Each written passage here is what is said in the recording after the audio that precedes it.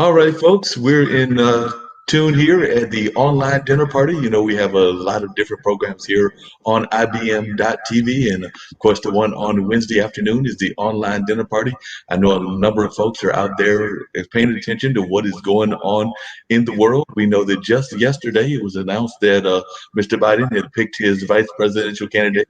That will be Kamala Harris. And I know I've talked to some friends of mine, some that are glad about that, and others that have some mixed emotions about that based on some of her prosecution records and some of the other records of things that she was doing when she was in California. So it'll be interesting to see how that plays out on the federal scene. So, like I said, that is one of the things that folks are concerned about. Folks are also concerned about the pandemic that we're in the middle of. And of course, it's wreaking havoc on all kinds of parts of society. I know that number of sports conferences, the Pac 10 and the make sure I get the right names and everything. It's the Pac-12. That's right. It used to be have more numbers, and the Big Ten have actually said that they are not going to have fall sports this year. They've actually pulled back and said that they will not have fall football. We'll try to have it in the spring instead. So that'll be interesting to see how that plays out. And I know I was talking to a good friend of mine who may be joining us later on, Brett Chambers, who's a professor over at North Carolina Central University, and he did an open mic.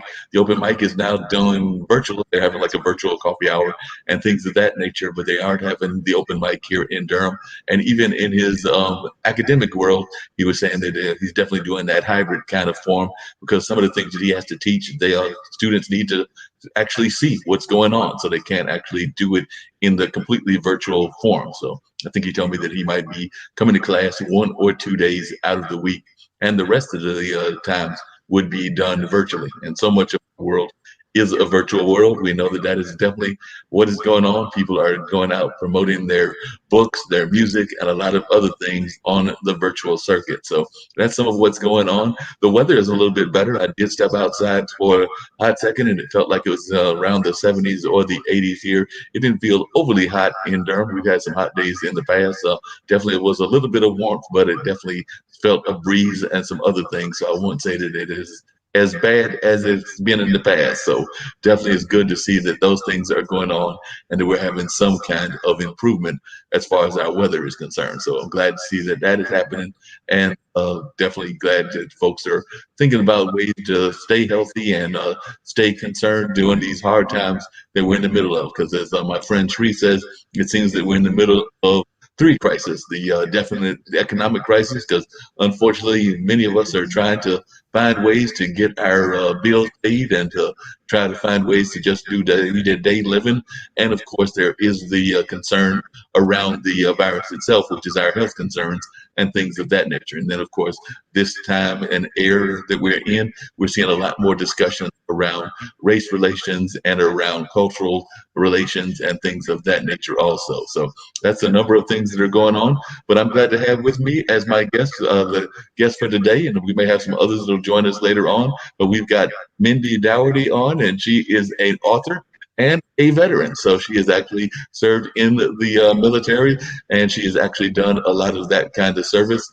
I know that I've got a cousin who stepped away from the military for a while. He's actually, I believe, in Saudi Arabia because he was doing some civilian work after his military career had stopped. So he was over there doing work. I believe that his brother, one of my other cousins, told me that he will be back in September. So that assignment is about to end, and we'll see what other assignments he gets in terms of the civilian work that sometimes military folks will do after they come out of service. Because he made it all the way up to, I want to say it was lieutenant colonel or something like that in terms of being in the military ranks. Definitely did work in there in the Middle East as well as other parts of the globe also. And then, like I said, he's doing work. As a matter of fact, unfortunately, because of the fact of the world that we live in, he was not able to make it to his dad's service when his dad passed recently, because his dad just recently passed a couple of weeks ago, and he could not make it because of the way that society is and quarantines and other things. So he was not able to make it, but he did make it in the virtual world. So he did was able to attend virtually. So we were glad to see him there virtually, even though he was not able to be there in person. But I'm sure that even in his own way, he found ways to remember and honor his dad. I know that his brother took the military stuff because oftentimes, if you have served in the military and his dad had served in the military as well, they would give you the flag and things of that nature. So his younger brother, my cousin Jonathan, took that flag for Emmett, but has said that he will definitely pass it on to Emmett when Emmett makes it back home, so that it will pass on in the way that the tradition is supposed to be carried. So definitely, I know that he'll be doing that probably sometime in September or October. So Mindy, it's great to have you on the show with me. Great to engage in this conversation and look forward to hearing more about what you're doing and how things are going. So you wrote a book called The Resilient Warrior. So if you would actually bring us a copy of that book and everything like that. So it's A Resilient Warrior. I know that my good friend Tish, who does a show here called Plant a Seed, was talking about the warrior mentality. And the warrior mentality is something very important that she had on her show. So what did you think of the resilient warrior, and what does resilient warrior mean to you? And I also know that you've been very much involved in what I call kind of the healthy living movement as well, because you also were involved in that and trying to get us away from fast food and some of the bad things that we eat and things of that nature. I know I'm guilty. I hate to say it, but I go way too much to some of the restaurants that are nearby, and I probably need to spend less time there and more time eating healthy food. Even though I will say that every Wednesday now it is, I get a box from the produce box. So they deliver me different kinds of vegetables and things of that nature. I know in the box that I got today, I had tomatoes, I had cucumbers, I had both a watermelon and a cantaloupe. And of course, they do give you some things that might not quite healthy, because they will also let you order hot dogs and things of that nature. So I did get some hot dogs as well. So I got to be honest and say that from the produce box, because it is homegrown stuff from here in North Carolina, I did not get totally all natural, but I did get a lot of good natural things. Got some corn as well, so definitely have already munched on some of them. Like the tomato, one of them is already gone, and at least one of the cucumbers is already gone. So that might be part of my dinner later on this evening, or definitely a snack, or definitely some food that I will eat tomorrow. But tell us about a resilient warrior and about you yourself. So I'd love to hear more about you and your life. That sounds great. Even incorporating the best diet with produce and even making just the slightest of changes is still a change. So I invite that change, and that's where Feed My City comes in with a resilient warrior. So my autobiography I wrote about from my childhood all the way up to here, and I consider myself a resilient warrior because my whole life I've been fighting and fighting for survival through all these medical adversities. I've been 3 comas. I've had 3 transplants, and I've had 4 organs taken out. I'm diabetic, and I have a condition called CRPS, which is chronic regional pain syndrome, and it causes burning, neurological burning. I've been doing every type of therapy to try to find a cure for this, and I've had a mesenchymal transplant, as well as this last one is called an exosomal stem cell transplant, and I believe it's been saving my life. And I believe that with all of the resiliency that I have, I want to provide inspiration for people. I've unfortunately survived abuse that many people would probably want to crawl into a 6 feet hole, where I say, put me in a 12-foot hole because I can survive the 6 foot very easily. I'll just crawl 6 feet more. And so, what I want to give people that are even interested in hope is the people that are wanting to commit suicide. Give yourself another hour. And in that 1 hour, give yourself another hour. And in the 1 hour, give yourself one more hour. So that in that 1 hour, you never know what can happen. Because with 1 ounce of hope, you can condition your mind and change your whole pathway. And with what I'm doing was called neurofeedback, you can change the brain and the brain chemistry and the pathways and the neural pathways that we are conditioned in. And I had to think that a lot of addictions, mental illnesses that come from bipolar, schizophrenia, ADHD, and a lot of trauma. Unfortunately, a lot of trauma victims that have, I'm a sexual incest childhood sexual survivor, as well as an abuse survivor. And I talk openly and loudly about this because I think silence is killing us. And why I think that is that We stay silent because we're ashamed and we feel guilty about our bodies. So we eat or we undereat, and we have all this confusion about sexuality. And then we're cursed by certain people that believe that we should be doing this and doing that. What I want to do is come out bare and raw and say these are the details that had happened to me. And I'm using this as a strength platform so that the people that think that there's nothing that they can survive through, I can guarantee you that somebody on this earth wants me here better than me, because I'm still here surviving. And I've found an inner peace that no one can ever take away from me. And my body's been taken away from me. My soul was broken apart. And now I feel like it's been given back to me after I wrote this book. I feel like there's many chapters that are closed, and many questions of even my own are answered through this book. And I feel like being a resilient warrior means you never give up. Whether you're breathing on a tube, whether you've got only your eyeballs left, whether you're in a wheelchair. I was bedbound for 3 straight years, and really 5 years, because I had to have my left leg above my eyeballs. I had to relearn how to walk, talk, swallow, and I was traumatized by a doctor and unfortunately assaulted. And so I left the nursing field, and now I'm doing acting, modeling, and getting into things where I would love to have voiceover opportunities with, your show's been great, radio and webinars, and also would love to get into animation if somebody wanted to put me in video games and use my figure and my likenesses, and use a resilient warrior to really inspire people. What I did was create a company called Feed My City, and I'm at feedmycity.net. Again, that's feedmycity.net. And first, I want to say that my book is dedicated to the Vikings at the History Channel, the Vikings from Michael Hurst, who wrote this show. A man reached out to me named Eamon O'Keefe, and he's on the front cover of this, A Resilient Warrior, and it can be found at Amazon.com as well as feedmycity.com. Sorry, feedmycity.net, feedmycity.net, or Amazon.com. A Resilient Warrior.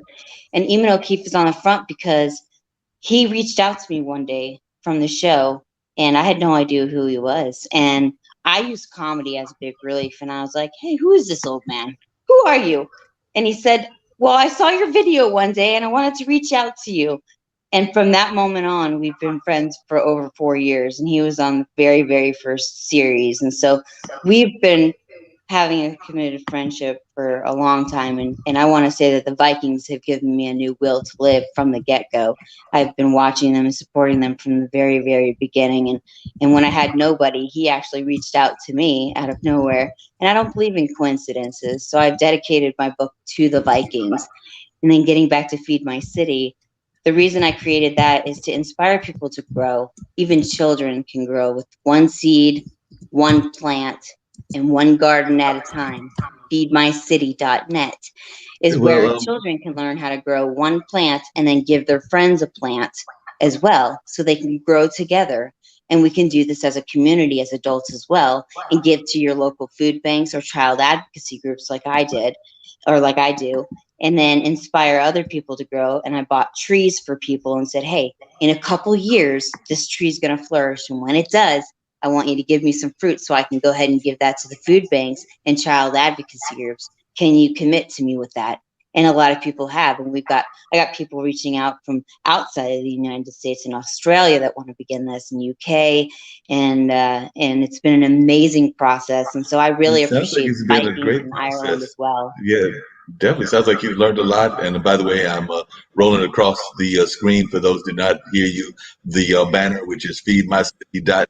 So folks can definitely see that banner going across and things of that nature. So they can definitely learn about you and what the great work that you're doing. Could you tell us a little bit about when you had your first experience with physical injury and things of that nature? Because it sounds like you've gone through so much in your life. So when was your first physical injury? And then I also want to bring in one of my good buddies, Jim Ead, who is also very much involved in the publishing world. He is a IBM.TV person along with myself, and he is the author of Chess for Dummies. So Chess for Dummies is his book, and he's actually got that book as well. So he's definitely written that for a number of years, but he's also gone through a lot in his life as well. So Mindy, if you would, I'd love to hear more about your first experiences because you went through so much and then you joined the military as well. But I'd like to hear more of those first times that you had those cases where you had those physical injuries. We're not even talking about, and I want to get to the more kind of like abuse injuries, but I want to talk about some of the injuries that were non-abuse as well. So I want to cover all of that. So definitely share with us the first injuries that you remember as a child. As a child, Yeah. okay, so as a child, unfortunately, I had a shotgun put to my head at 4.5 years old. My stepfather would take a chair and throw me against the wall when I didn't eat what he wanted. So when I say severe child abuse, I mean that like his sister threw me down the stairs when I looked at her wrong, or if I made too much noise, or so. Unfortunately, carrying on from that, and then having my brother sexualize me was was very hard and a very harsh way to live. And so I learned to live in secrecy and ashamed of myself and trying to figure out sexuality. So I became asexual. Like I didn't really want to have sex with anybody because it was too painful. And it's been that way my whole life. And so, why I wrote A Resilient Warrior is to come out because silence is a killer. I believe silence is what's killing us all.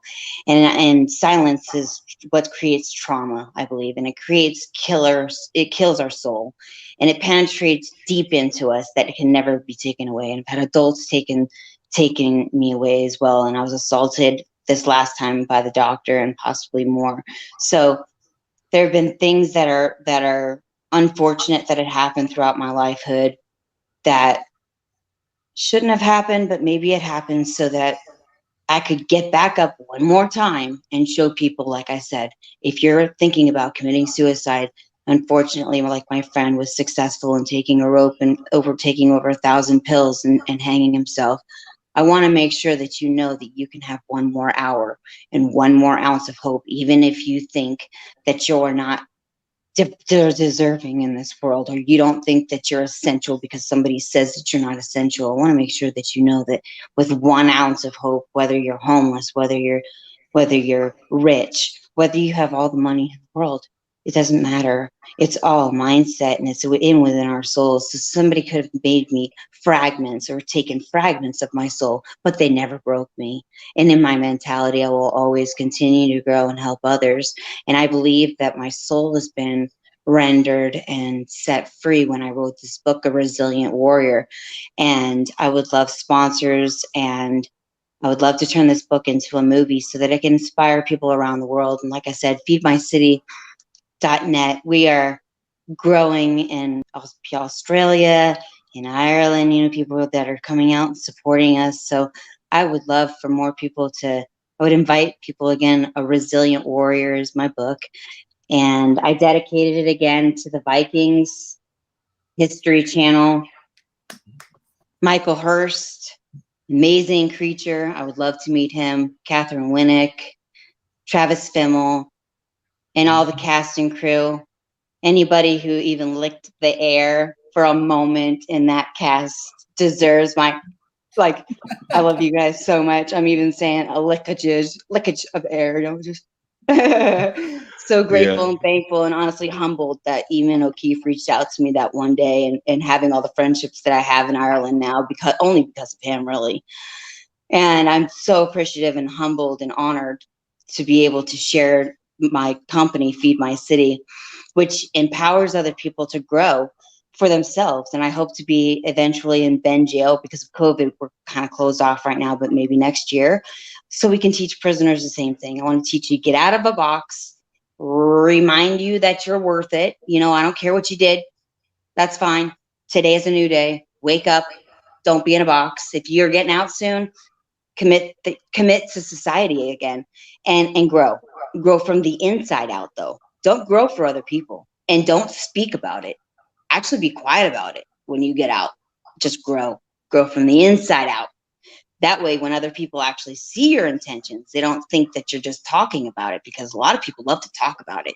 There are very, very few who actually do more and then talk less about it. So I think that we need to figure out a way to take this silence that I've used. Unfortunately, I was silenced for a very long time. And this last time, I had tubes shoved down my throat so that I could basically never speak again. So relearning how to speak and relearning how to live. And these last doctors traumatized me at the VA and in San Antonio, Texas. And so I just want to make sure that people understand that the veterans are really struggling right now. And it's not just the veterans, it's law enforcement, it's, first responders.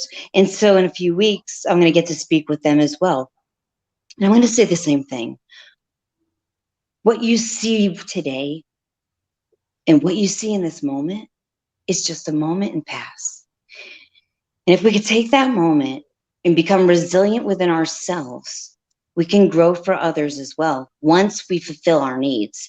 And it's growing from the inside out, meaning that we have our mentality and our mental mind so strong and so resilient that nothing can ever break us again. Because I was broken at one point in time physically, but it took me 6 years, and that's okay. I'm becoming a better person every day. I just hiked, I just fished. I don't even like fish, to be very honest with you. I just wanted to meet some cool people. So I was like, all right, fine, I'll fish. All right, I use comedy. So if this stuff stinks, my gag reflex might be working a little too strong, guys. Look at me. I like you a lot. I must really like you because I'm going fishing. But yeah, I love to use comedy to I love voices and having fun with people. And that's what a resilient warrior is getting back up, making people laugh, using comedy. And I was in a Bridge of the Doomed, which is an independent film coming out. And it's going to be fun. I can't wait for the new opportunities that are coming for me. And feedmycity.net, I would appreciate sponsors and anybody who wants to share me, use my voice, be awesome to, like I said, animation. I'd love to get into Marvel. That would be amazing opportunity. Any opportunities that are coming to me would be great. If you wanted to use my voice and my likenesses, How did you let's find get out it about progressed. the Bridge My Doom people, and how did you get involved with that movie? And I'd love to hear more about your involvement with that. And then Jim might have some questions as well. But you're right, we do have to be so resilient, and there are so many times that so many small things can even break you sometimes, whether it's relationships, whether it's things that are going on in our lives. But we know a lot of people are facing those kind of breaking points. Definitely this era that we're in, this era of COVID and things of that nature. But I was just wondering if you could talk a little bit about the movie and how you got in with that movie and how they reached out to you. Yeah, so a friend of mine reached out to me and asked me if I wanted to be a part of it, and I said yes. And it was a very amazing experience to get to work with people that have worked in this industry for over 40 years. And a lot of people come from childhood wanting to do this, whereas my mom actually forced me to do it. And so I ran away from it and went to the Army instead of doing modeling and acting. And then something called me back. It's something reached back and called me back into it. So I said yes, and working with Robert Losardo, Michael Pere, Watson, and many, many, many really talented artists came together, and we made an amazing movie that's going to be coming out this year. And all the experiences that they've had and teaching me on set has been really great, watching and even seeing the background and how much work really, really takes, the diligence and the hard work, the many hours that go into production, the filming, the extras. And that's why I say, even for the Vikings, I am so proud of that show and how far it's come, because that's what's given me the most resilience of anything is the Vikings, this show. And Michael Hurst and Travis Bimmel and Catherine Winnick in Canada, and wherever they may they be so, so blessed, because they've helped me get a resilient warrior created and help me remind myself of who I am so that I can share myself to other people so that maybe they can grow independently and they can provide their city with Feed My City, and we can have many people get help with not just the food portion of it, but the mental illnesses that are going on. Because I think, like I said, being silent about it, I think, is the biggest killer. And I think that people that are ashamed of it, they people think, oh, you're depressed, you're gonna go to the crazy house. Okay, well then send me to the nut house. That's where it's got to be, but that's not what it's got to be. It's not like that anymore. And people think that it's, they dramatize it on this show, and I want people to understand mental illness is a part of our lives. Yes, I make comedy of it, because if I don't, then who's to say that I'm not the next one? Robin Williams covered his very, very well. And I would never want to I want to make sure that my mindset is so well, even then I do comedy, and know where I'm at. I've had some things happen to me that should never happen to one person, let alone thousands of things that have happened to me that could possibly shove me in a hole.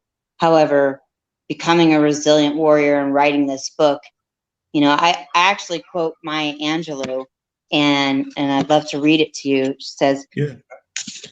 um, love recognizes no barriers. It jumps hurdles, leaps fences, penetrates walls to arrive at its destination full of hope. So when Maya Angelou gave us that reminds me, you just need 1 ounce of hope. So if you plan on killing yourself, just wait another hour. 1 ounce of hope with Feed My City. One seed, one plant, one garden at a time. Everywhere we go with kids, they can grow for themselves and their neighbors as well as adults, and take that into their schools. And we can have a better food system in our schools, because right now, the food that we're providing and that we're eating with all the fast foods and everything, it's destroying our bodies. And when we destroy our bodies, our gut is our second brain, and that's what people don't understand. I deal well with nutrition because I had a lot of ailments that I was dealing with, and now that I had this transplant, I want to live a cleaner life. And now that I live a cleaner life, I'm realizing that my mind was the first thing that needed to be cleaned up. It was because you can lose all the weight. You can go on all these fastings, you can go on all these weight loss programs, you can do all these rubber band diets. The problem is your mind. And if your mindset is in the mud, then you're going to be eating mud and you're going to turn into mud. And that's the way the body works. You're conditioned to do that. Your body is conditioned to do that. And your mind, once you condition your mind, it's almost like Mike Dooley says, thoughts become things. Well, create a new mindset, create a new body, create a new system. And then when you put yourself out there, I've created huge vulnerability steps of putting myself out there. My topics are not very fun. However, they need to be spoken about. And then the last portion's fun. Feed My City is great, But I also don't want to diminish the fact that there's a lot out there that domestic abuse and people that are handling it. It's not just women, it's men too. And men need to understand that, come on out, because I've had a lot of men come out to me silently, and they're just afraid to come out because they feel like they're going to lose their man card. And I'm telling them, it's far from it. You win your man card back.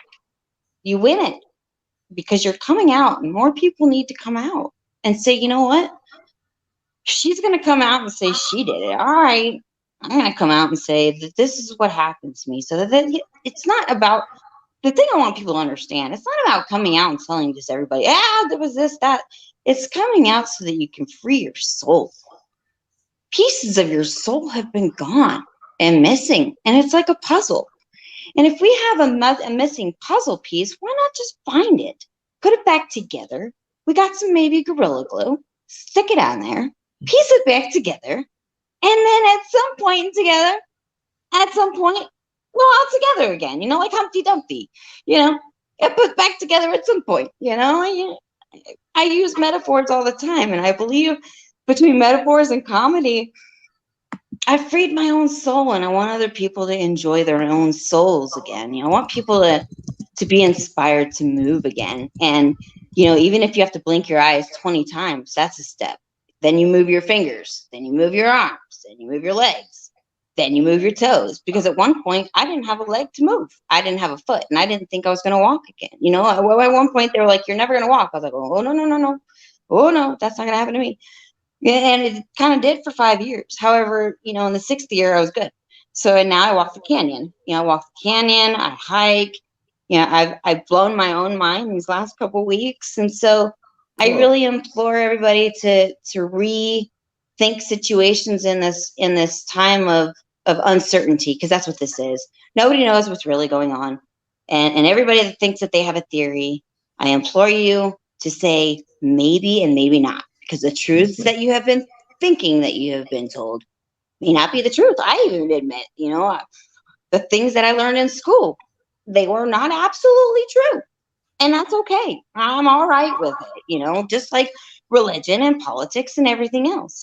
I've kind of stepped away and taken an overview and say things might not have been the way that I thought that they were. So maybe I can take a moment and go, hmm, that's interesting. Instead of saying I'm right or I'm wrong, just invite people to have a different attitude about things. And I invite people to grow. And I would love, like I said, more people to come grow with us at feedmycity.net. Investors, sponsors, I would love marketing help. And I would love for people to purchase a Resilient Warrior. yeah. Great idea. The Definitely story get of a more people fighter. to get involved with that book and everything. And there's so much that you're talking about, you're bringing into the fold and everything. And speaking of marketing, I wanted to bring in my good buddy Tim Sohn as well. Hi, So Tim. Tim is here. Tim is actually a marketing genius out of Pennsylvania and things of that nature. So he's actually worked in the marketing field. So Oh, definitely great. appreciate I Tim definitely joining need us. help. And like I said, Jim is here as well. So Tim, how are you doing? And how things going over there? I saw that you earlier had your positivity show with Brian Shulman, and all of that was going on really wonderful. He does this show where they definitely get people to do social distancing. So Jim, we got to get you to do some social distancing. So they have a show that they do where they get you to come out, you get a chance to talk about what you're doing and things of that nature. But then at the end, they may have some cartoon kind of things that they do as well with Snapcam and some other things that they're involved in. And then they will also have you do some social distancing. I did some earlier today, so I popped and did my distancing. So, Tim, talk to us a little bit about what you got going on. Yeah, it's been a good day. On Wednesdays, I do a show. I co-host a show called The Tim and Jim Show with Jim Fuse of Fusion Marketing. So we had a guest on today from Quick, which is a software that lets you put subtitles on your videos. So that was really good. We talked about brand confidence and how to get it and all sorts of fascinating things. So that was cool. And then on a much lighter and much less serious note, every Wednesday, including today, we do a show called What's Good Wednesday. The host, his name is Brian Shulman, and he is amazing. He has such an inspirational story. He grew up with Tourette syndrome, and he's doing great now. And he is constantly providing positivity, especially on the LinkedIn platform. But we live stream to 7 destinations now. So we've gone a little bit crazy lately. We use this thing called Snap Camera, which lets us bring on filters. So Brian likes to turn into Michael Jackson. I turn into hot dogs and cookies and toilet paper. But now more than ever, we all need some humor, right? Yes, please. Comedy is my remedy. Yes. Awesome. So so it's been a good day. We have 2 young children. One's going into kindergarten, one's going into 4th grade. So we've been trying to figure out what to do with that. The scenarios are either all in school or all Zoom at home, basically. So we have to give them a decision by Friday. So we're hoping by tomorrow morning we'll make a decision. Anyway, which way are you leaning, talking. Tim? How are you guys doing? Which way are you leaning, Tim? Are you thinking that you want to go with the kids being in virtual or in the schoolyard? What is your leanings at this particular moment? Knowing that it My could change. leanings? Nobody's watching, right? Nobody's listening, right? We've got 1 or 2 folks watching or listening, but which way are you leaning now? Well, we were gonna go with all Zoom at home, especially because I have a immune condition, And my wife is also a teacher, which makes the situation a lot more interesting because she has to go into school every day. But our kids are in elementary school, and so what they're going to do is they're going to have the teachers switch classrooms instead of, for like the specials like music and art. And otherwise they're with the same teacher, except for lunch, but they have a plan to space everyone out.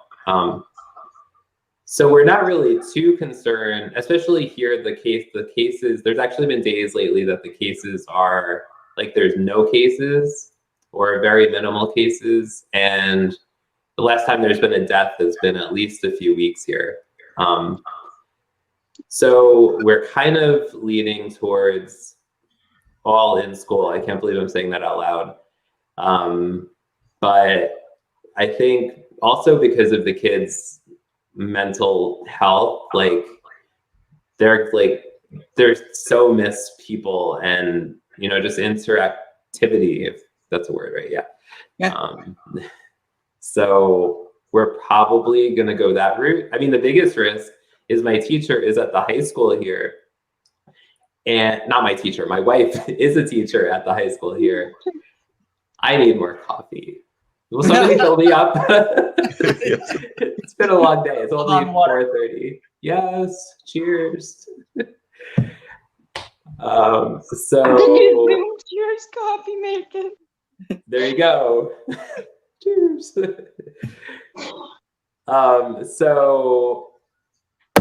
I don't know what I was saying, but you were talking about the fact that your wife was a high school teacher. Yeah, and the superintendent basically said that since they're doing all in person, and the last survey the parents filled out, the majority of teachers were going to send their kids into school. So they are not going to be able to social distance in many cases. I'm sure they will when they can, but he said especially during lunch, like there's no way, even if they put a tent outside the building for another space for people to have lunch, that social distancing is going to happen. So I'm really more worried about my wife bringing something home than my kids in reality.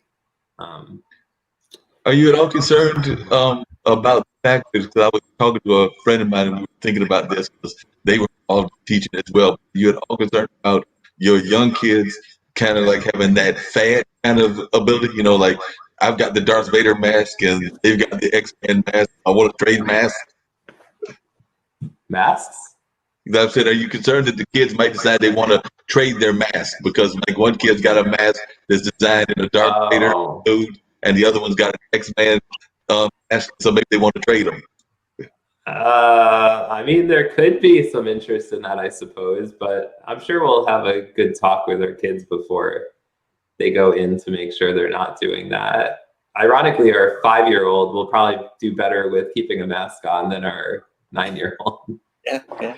But I have a hard time just thinking like, how are they going to keep kindergartners apart? Like they basically said everyone in the district has to wear masks because it's not guaranteed there's going to be social distancing. But like, how do you do that with kindergartners on that? Yeah, it'll be interesting to see how that works out. Jim, I'm glad that you joined me again in this band of folks and everything. So definitely glad that you joined me. How is it going today in California? Like I said, Tim's in Pennsylvania. Mindy, where are you at again? I'm in Oregon. Mindy's in Oregon. So you're down there in California. So how is it going in California? Californians. What's that? Oregon people hate Californians. Well, I don't really hate anybody. I lived in California and New Jersey and Florida. No, that's not that far from me. I lived all over the world. So I'm worldly. I lived in Germany and I went to Bosnia, Croatia, and Hungary. I don't really consider myself, I don't hate anybody at this point. It's like, it is what it is. You sound like a global citizen. I am. And so, hey, if people want to hate each other, that's great. I'll just teach them to grow. I think I start every morning. One of the first things I say is I thank my higher power for reminding me not to hate Donald Trump, because it's a symbol. Hating someone else is like drinking poison in order to kill someone else. It's Yeah, like I mean, I just don't think that it's it only worth hurts it. you. I don't know. In It 4 months, we'll find out who the president is and say levy. yeah, Maybe Corona will all of a sudden just whoop disappear. disappear. Voila! Like a pinball machine. Ting, ting, ting, ting. Yeah. Hole in one. I like that idea. But I have to say, the only thing I think that the kids need is recess. You know, Yes. scrub them Yeah. down before Exercise. recess, scrub them down after recess, and bingo. They get Let the them social play. interactions. That's what they need. They don't need to sit in the classroom. Well, of course, I didn't have a very good time in school, and school didn't like me very much either. So, but the sitting in classes and being taught the ABCs or the math tables or whatever, that is not as important as kids playing with other kids. And so, from my point of view, and Mark knows, you know, you guys were talking about humor. I have no idea what that means because I'm a very dour individual, and I'm also, you know, I'm not opinionated very much, and I hardly Well, you're ever making know us what I'm laugh. really thinking. And but I really believe that kids need kids, and we do not teach them anything that they don't learn from each other first.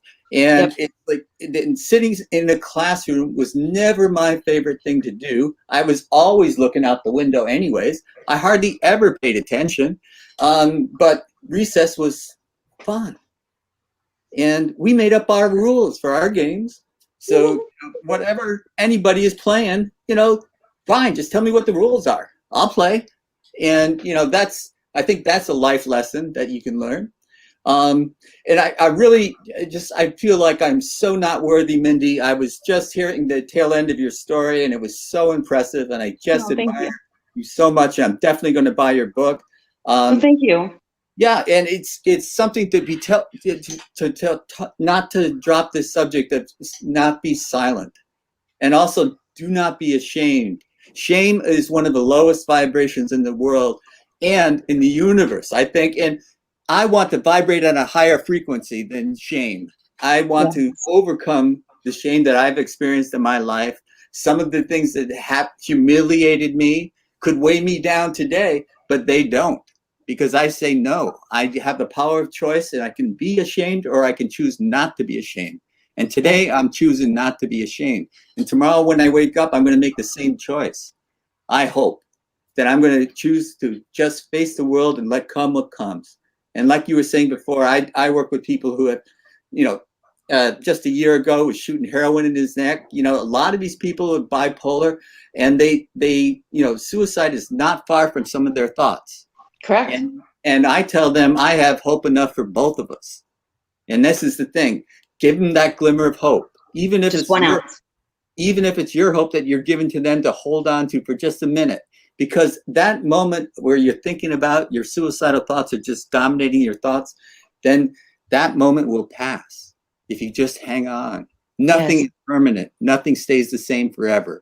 And so Yes. you will, if you have a compulsion to use, put a needle in your neck, for God's sakes, what makes people do that? Who knows? But I don't think that just because you one day put a needle in your neck, you have to do it again. Correct. It's a power of choice. And that was what I think we were all blessed with, the power of choice. And human beings have the ability to lose that power of choice by getting into addictions, to get into all sorts of things that take their power of choice away from them. And they think it's hopeless.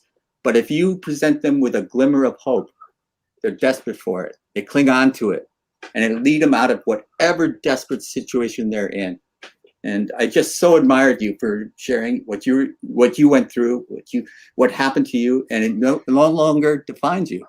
Thank you so much. I really, really appreciate you buying my book and supporting me. And like I said, I'm really needing help marketing, so I look forward to talking to you, Tim, as well, and looking forward to the opportunities that come in my future, because I want to share this with the world. And that's why Feed My City to me was so important, because it's not just about me. I believe that I was in 3 comas so that I can defy every single medical odd there possibly was. I mean, I've had my heart stop multiple times. I've had 4 organs taken out. Like I've said, my digestion has been, you know, rewired 3 times. So My body is definitely worth over $1 million, supposedly. So I'd like to go into like body works when I croak. I mean, that'd be awesome. You know, hey, scientists, when I croak skis, put me in body works and then study the crap out of me. Yeah. I'll still use myself for good. Hey, there you go. Sure. Acid to Contribution acid. to What do you science. do? It makes sense. You got to have a positive attitude. And Tim, then sit me butt I want up to ask so that way you I real can quick. still use my comedy. You have to use your comedy. Tim, I just want to ask you real quick from a marketing standpoint. Mindy does have a very powerful story and a powerful story that needs to be heard by many folks. Well, what advice would you give to somebody that has written this wonderful book but is trying to figure out how to market it both nationally and globally and things of that nature? You have with Speed, worked with others that are into marketing. So, what would be some of your immediate advice for somebody about marketing? Yeah. I mean, live streaming could be really powerful for something like that. You know, telling your story, even having other people on your show. You know, interviewing different people about subjects. Unfortunately, I missed when you talked before about whatever you were talking about. No problem. Mindy was just sharing her very powerful story. She's written a book called Resilient Warrior, which is basically what she's gone through. She's gone through all kinds of things in her life, everything from abuse to, like you said, she's gone through multiple comas and things of that nature onto Oh my like her gosh. military and everything else. So she's definitely had a life that is a very, I don't want to call it a storybook because storybook implies it's like a fairy tale and wonderful, but story worthy kind of life and everything. Because it's definitely not all the storybooks are the fairy tale Nobody stories. lives Oftentimes happily we have to ever after. tell real deep There's stories no as happy well. ending except for I'm breathing right now, and that's a That's it. happy ending. Right now, However, there's Well, I that's didn't nobody. get good. married to no prince. I found no frog. He's still chirping, and birds are still You chirping. kissed the heck out of There's all the no frogs. None kissable. of them turned into a prince. I'm kissing air right now. I'm solidly single. Like plant life is my world right now. There you go. I'm in love with some plants, baby. Hug a tree. Yeah. Nothing And wrong my with fruit the tree. trees. I'm in love with some trees. And I love to use comedy. Oh yeah, that's a good thing. We definitely have to have that comedy. Like I said, Tim Comedy uses to comedy along educate. with Yeah. Brian, and Get like it he in mentioned, they had gone through stuff. Particularly Brian had. Tim's got his elements as well, but they definitely share that comedy, and they even have some of the people that come on that have gone through different things as well. But then We Oh, they get have great. the lost our suspense and mind. going, We huh? It's have totally basically lost our overcoming mind. sexual abuse and overcoming more or less I'm an incest survivor, and then going through trauma with military doctors who unfortunately traumatized me as well. And I was tortured, unfortunately, for 4 months at the VA in San Antonio, Texas. And Oh my God. so I think silence is the killer, really. I think that because we are told that we're forced into silence, really. And it's an Speak loud, unfortunate speak world, and proud. there's a lot of shame and guilt. But I want people to understand I cannot be silent anymore. I can no longer be silent. I have to rise up, and they put me. I told them before, you can put me 6 feet under, but you might want to do 12 because the 6 feet will be a little too easy at this point. You might want to dig 12 because I can get the 6.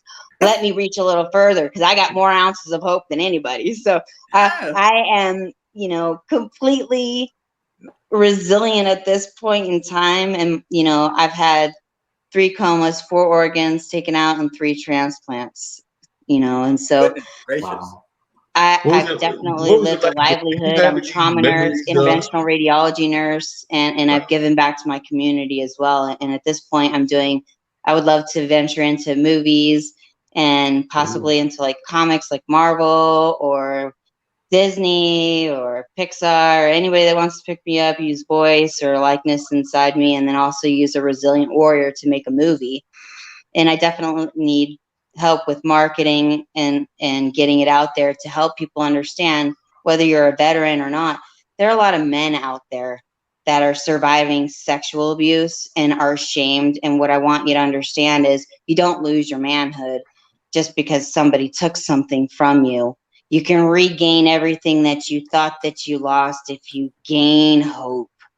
And if you grow from the inside out, which is Feed My City, and that's why I created the company. I thought I was dying. So I put thousands of dollars, over 20 grand in my backyard. And I'm like, all right, people, I'm going to croak. So What can I do for my city? What can I do for my state? What can I do for this, the United States? And now what can I do for the world? And so with one seed, one plant, and one garden, you can grow. A child can grow one plant and then maybe a plant for their friend and give the rest, adults can grow for child advocacy groups and food banks and give the extra to them. And so I bought a bunch of trees, bought a couple trees, for friends of mine and said, hey, if you want to invest with me, this is going to be like a couple of years because your trees aren't going to grow right away. But your fruit, once they grow in, give me some fruit so I can give it to food banks and child advocacy groups. That would be great. So people are doing this all over, and I would love to find sponsors and investors who would like to turn my story into a movie and possibly get more help so that I can help people understand that silence is the real killer. And if we get our mental health back together and quit being silent about it, it eats us up. And as we put our puzzle pieces back together, they may be scattered pieces. I didn't even like me about 6 months ago, to be honest with you. I've been definitely different since my transplant. And I figured that 1 ounce of hope, I can help you understand that you can turn your life around. Even if you just give it that one moment, if you want to die, that's great. Sometimes I want to die. That doesn't matter though. The universe doesn't want me to die yet. It's very, very clear. It won't let me. It's like, haha, you were sleeping. Now wake up. Time to go. And that's okay.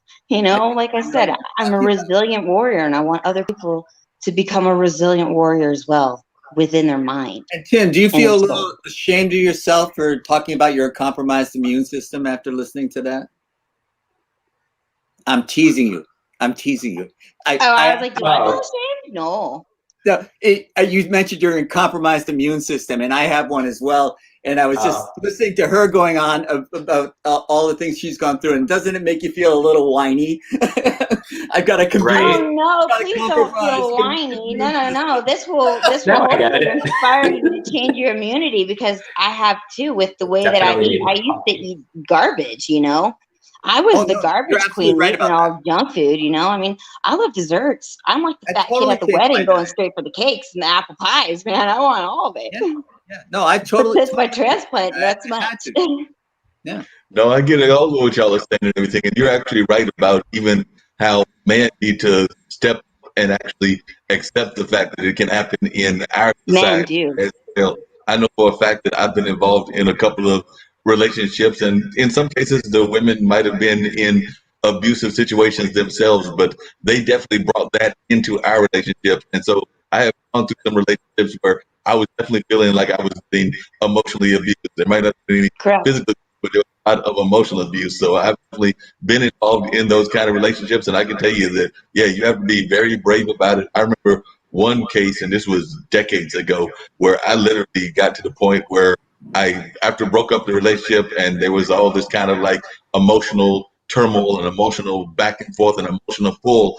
I was going for a walk, and I was an adult man, so I wasn't in my late 50s like I am now. I think I might have been in my 30s or something like that. But I was going for a walk with my mom, who was probably in her 50s at the time, and we were going to like a department store or something like that. And she wanted to know, Mark, why are you looking down on the ground? Because that's how much of a number that woman had done on me and everything, that I was literally walking down with my head held down and looking down on the ground, not looking up at people, not acknowledging people, things of that nature. This particular relationship had done a serious number on me in terms of my mental state and things of that nature. So mom actually pointed to me and was like, look, Mark, stand up, be proud, look straight ahead, look forward, look forward even to where life may carry you and things of that nature.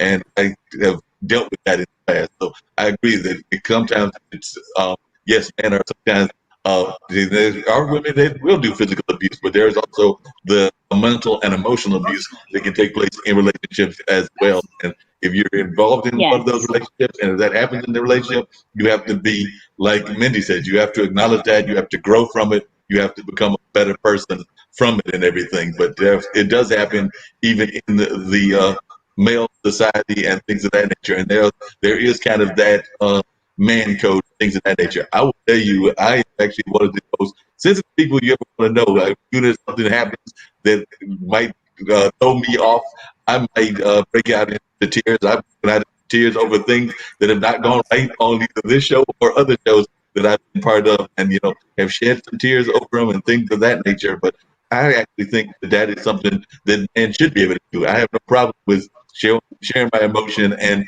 crying over things. And some things people may feel are insignificant, but they're significant to me.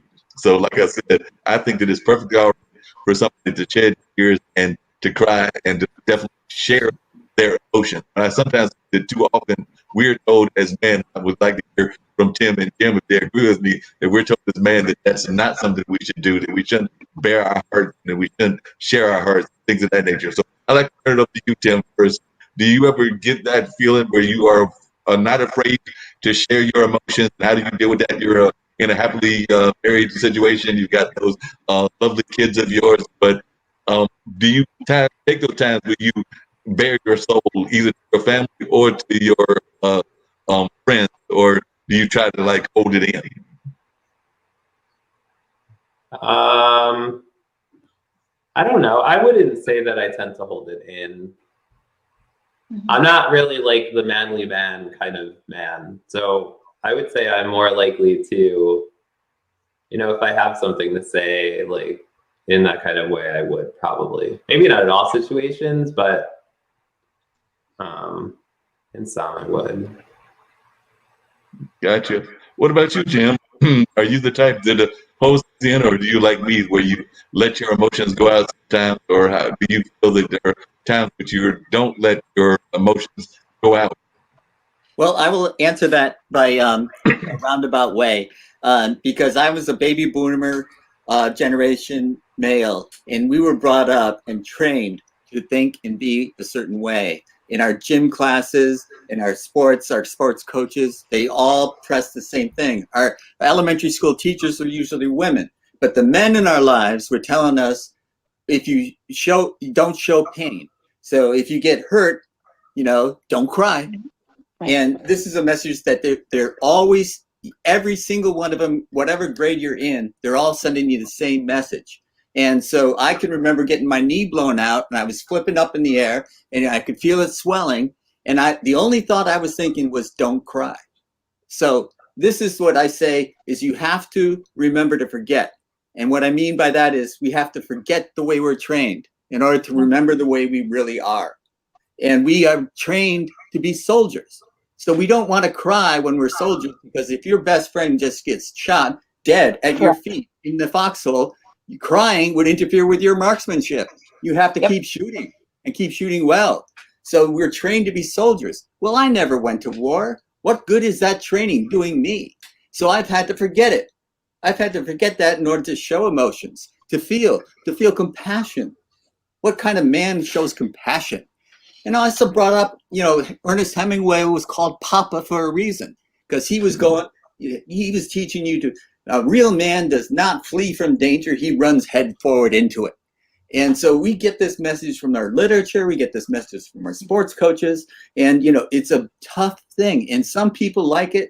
I didn't like it. When I was a kid, I didn't like it. I thought it was wrong. So I had some mix-ups, some little failures to communicate. And so that's the way I lived as a young man.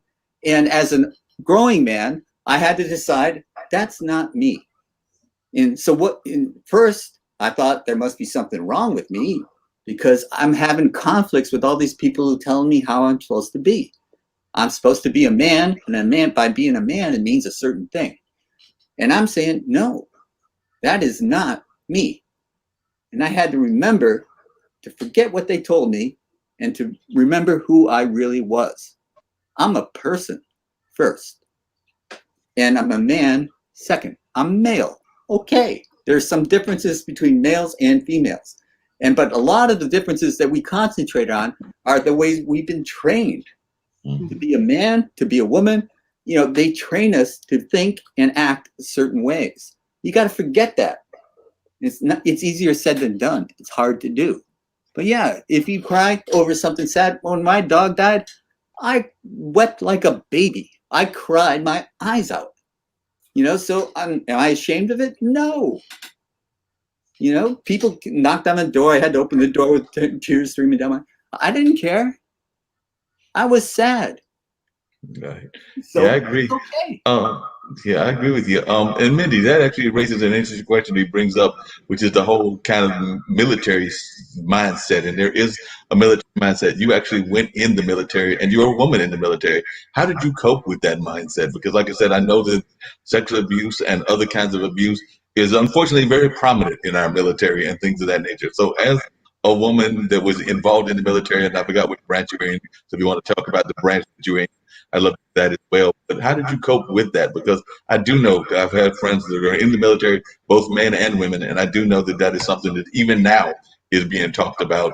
And the other thing that I would like to hear from you talk about, not to get it overly political, but on all sides of the fence, we oftentimes hear of these older candidates that are doing kind of like abusive things on both sides of the aisle. They're being abusive and things of that nature. So when you hear about the stories, what is your reaction to them? Because, like I said, I don't care whether Democrat, Republican, or Independent. We oftentimes hear of these male leaders that are doing things that are not fair to women and things of that nature. So I just kind of wanted to hear your take on it, both from the military standpoint and also from the political leader standpoint. Sure. So I'll be very honest with you. When I was in the Army, there were a lot of men who hated women being in the military. And so I was never sexually raped or abused in in the Army. Mine came all after the VA, and tortured and abuse came from VA members and unfortunately employees that worked at the VA. In the Army, at one point, I was a representative called a boss president, and I represented about 5,137 soldiers. So I went to DC and got to represent the soldiers at the time, and it was the Clinton scandal. And I didn't know we weren't supposed to ask questions about the president, because when you're in the military, there are certain guidelines that you have to follow. And I didn't know about these guidelines, so I'd asked about that, and you get quickly told that you're not allowed to mention those kinds of things. So when people say, I don't know, in the military, they're so trained to not go with the media or to go against the media that you have, it, no matter what you think about the president, when you're in the military, that is your chief of command. So you cannot go against what your chief of commander says. It just is what it is. And when you're given an order, you're given an order, and that's what you do. You follow it. And so when you become mentally ingrained in that, when I got out, it was kind of hard for me to adjust. I won't lie, because I kind of had no feelings almost. I went from like numb to anger really fast. And it was more or less like, I'm trained to kill you and heal you at the same time. Because, and then, once you take that mentality and you go out into the real world, you're not doing the things that you did in the military in the real world ever. Half the time people are laughing at you because they don't believe that your credentials are good enough. So it's like, wow, you're laughing at me, but my training goes as such: a flight surgeon and an obstetric surgeon. So how can you tell me that other people get training from books? They go from, regular school. They never get the opportunities that I had. And my first C-section was when I was 20 years old, opening a woman and learning how to suture and stuff like that. I would never be able to learn that on the outside. I would never be able to get into a Black Hawk and, shoot some weapons and have some fun blowing up stuff. I know people don't like hearing that kind of stuff, but I enjoy it. I had a great time. I love my hand grenade. I love the grenade launcher. I love watching stuff go ting. I ain't gonna lie. If somebody put a chopper in my face, I might get a little too excited. Let me have a ride. Not gonna lie. Still revs me up. Well, sure. Yeah, and and you play on that kind of thing, and you mentioned the following orders kind of stuff, and that does get drilled into you.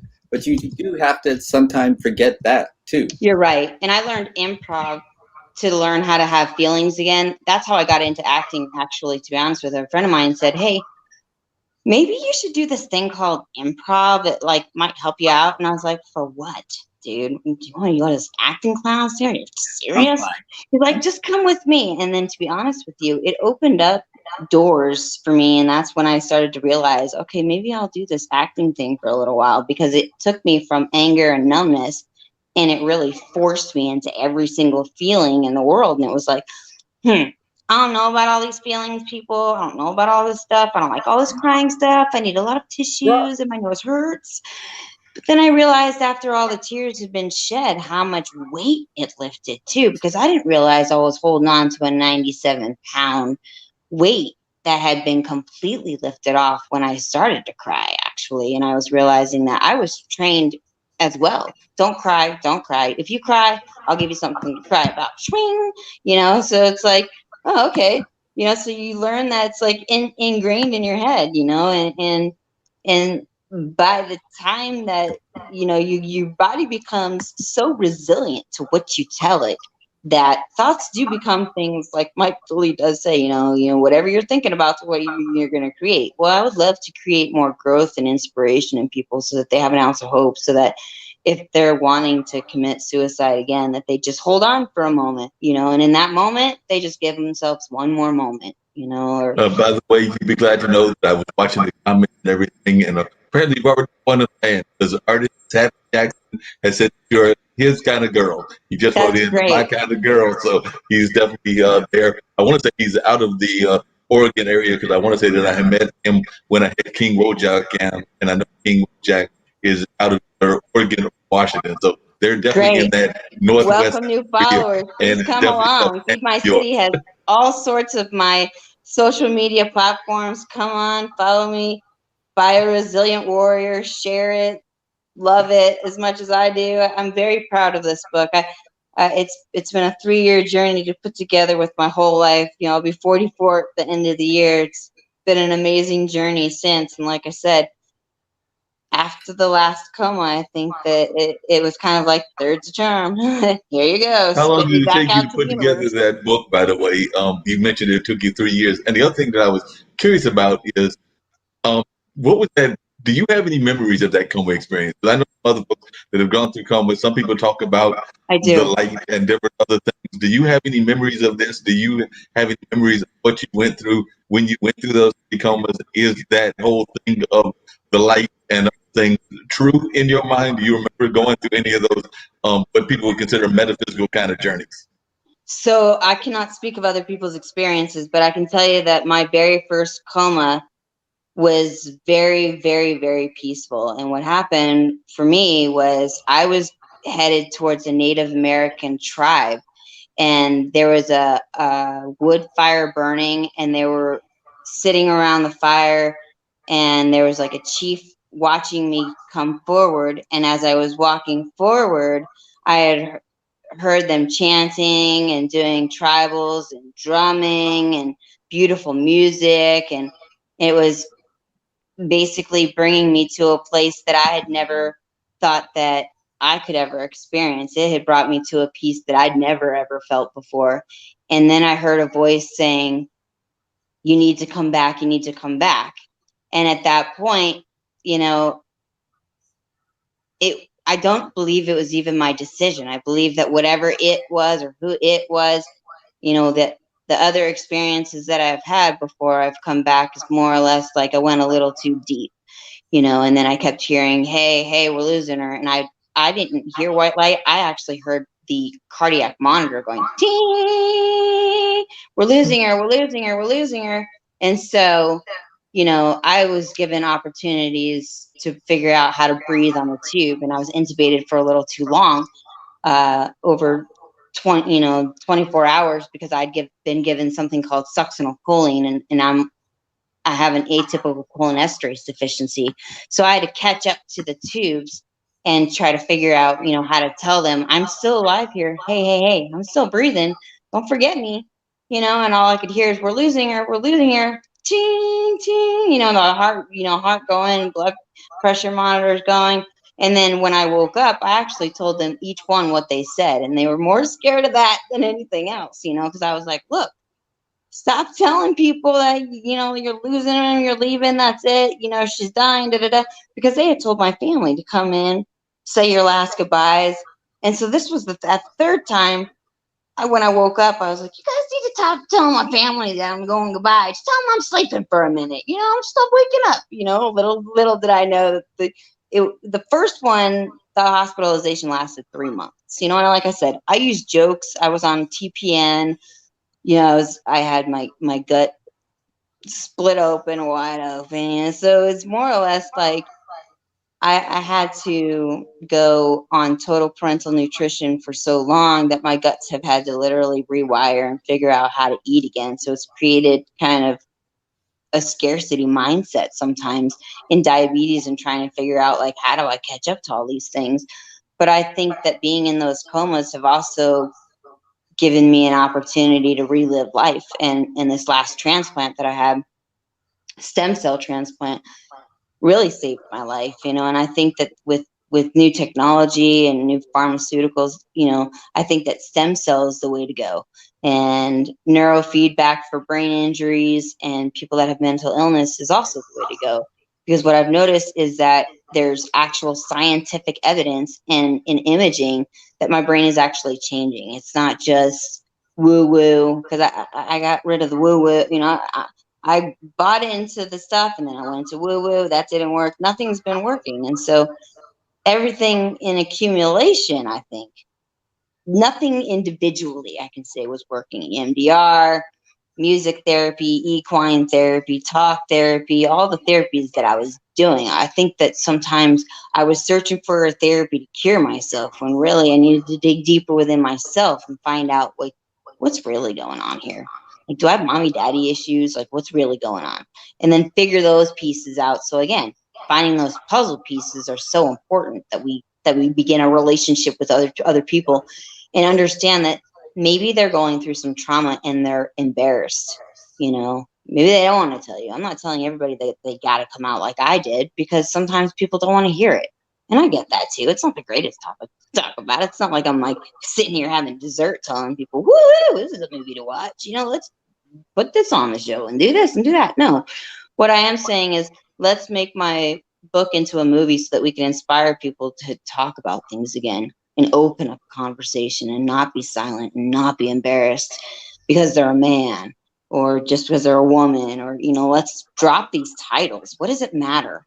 What does it matter that you're a man? What does it matter that you're a woman? What color you are? What politician you follow? For me, I was in the middle of a war when I lived in Germany. I had friends that were on the Turk side and I had friends that were on the German side. And when the Germans were fighting the Turks at the time in 1995, I had two friends and I looked at both of them and I said, well, you have one option and one option only. And actually, I'll give you two.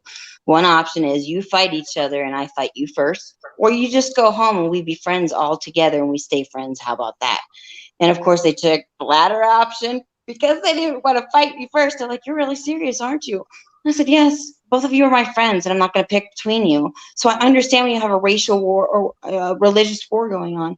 However, I'm American, and I'm here to step forward and say both of you are my friends, and I'm not picking a side. So both of you must be friends, or none of us are friends. So how about that?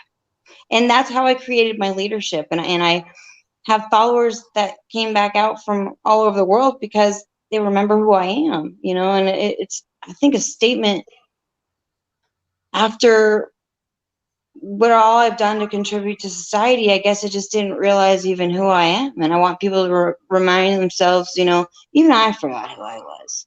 Absolutely. Yeah, I've done all these things, but I'm humbled by grace and enough to know that there's medicine in this world that can help people, and not every medication is right for people. That's Plants right. are good for some people. Nothing, I'm not, I depend on insulin, so I'm kind of strapped to the medicine society regardless.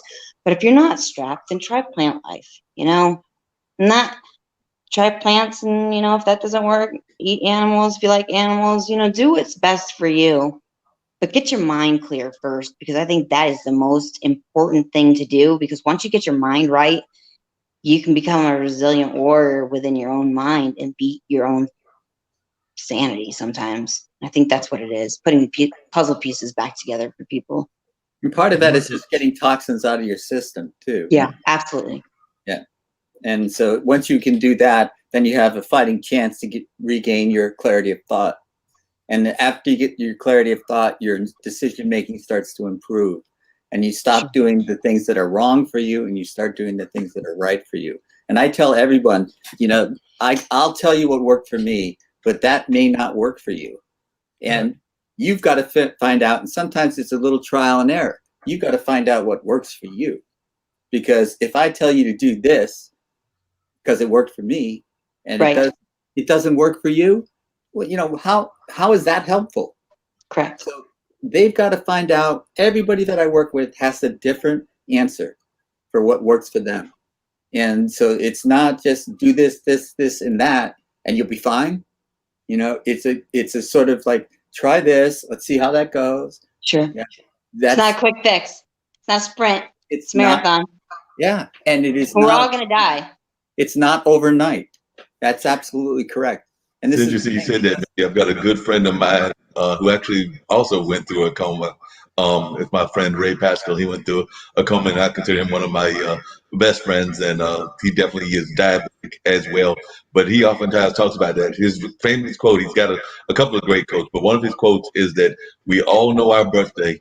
None of us know our expiration date. So, like, none of us know that expiration date. We all, like you said, we all know we've got one. I know I've got, like, you know, we might set goals. Some of these goals might be impossible. I've told Jim and I've told other friends, I'm going for 200. I don't know that anybody's made it. You know, nobody's made it in our lives. But of course, I want to be 200 and be very much cognizant, aware, you know, still have all my body functions, still have everything like that. I don't want to be a 200 skeleton. So let's get that straight. I don't want to be the 200 walking skeleton, but I want the 200 that's like a vibrant 200. So I'm going for 200, the vibrant 200. If I make it till tomorrow, 50 and 9 diapers, I'm getting me a party. That makes a lot of sense, and I know a lot of folks that do that. But yeah, I definitely Ray went through that and things of that nature, so I can understand that. But from the transplant standpoint, could you talk about that as well? Because you've been through a lot of transplants, and I know that there are sometimes shortages of organs and things of that nature. So could you just talk to our audience about the transplants, what that meant to you, how important transplants are, and things of that nature? Because yes, it's the online dinner party. I love your comedy, but I also love to be serious at the online dinner party as well. So definitely, and we do know that some folks need transplants, going through different health things, and transplants are sometimes the only way that they can stay alive and live a longer life, things of that nature. So if you could share a little bit about transplant experience as well. So I'm a huge proponent of donor organs when people die, as well as when I die. If the science community wants to study my body and give organs, the reason I'm huge into stem cell right now is it saved my life. And through stem cells, basically, you can almost recreate your body. And this last transplant, what happened is I paid extra so that I could get extra stem cells put into my body so that it has like memory cells. So it goes in kind of like if you're thinking about the old Pac-Man and it eating all the bad stuff that it has to eat, basically, and then going through the puzzle pieces to connect everything back together, creating my body. It can regenerate organs as well in the future. I'm missing 4 organs, and if I was to get a pancreatic transplant, a lot of those fail, and sometimes you have to get a pancreas, kidney, and liver, PKT they call it, or and so it'd be so much anti-rejection medications that I'd be on that end up killing the liver, that if you go with stem cells, then basically what you can do is fix the body.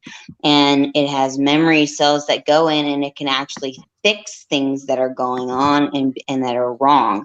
And it can help with brain injuries. It can help with a friend of mine, Boone Cutler, who's a veteran as well. He had heart problems. It's completely helped him. So, I mean, people that are dying and that are getting stem cells, it's actually fixing the issues. I believe it's actually very helpful for chronic regional pain syndrome. My burning is significantly less.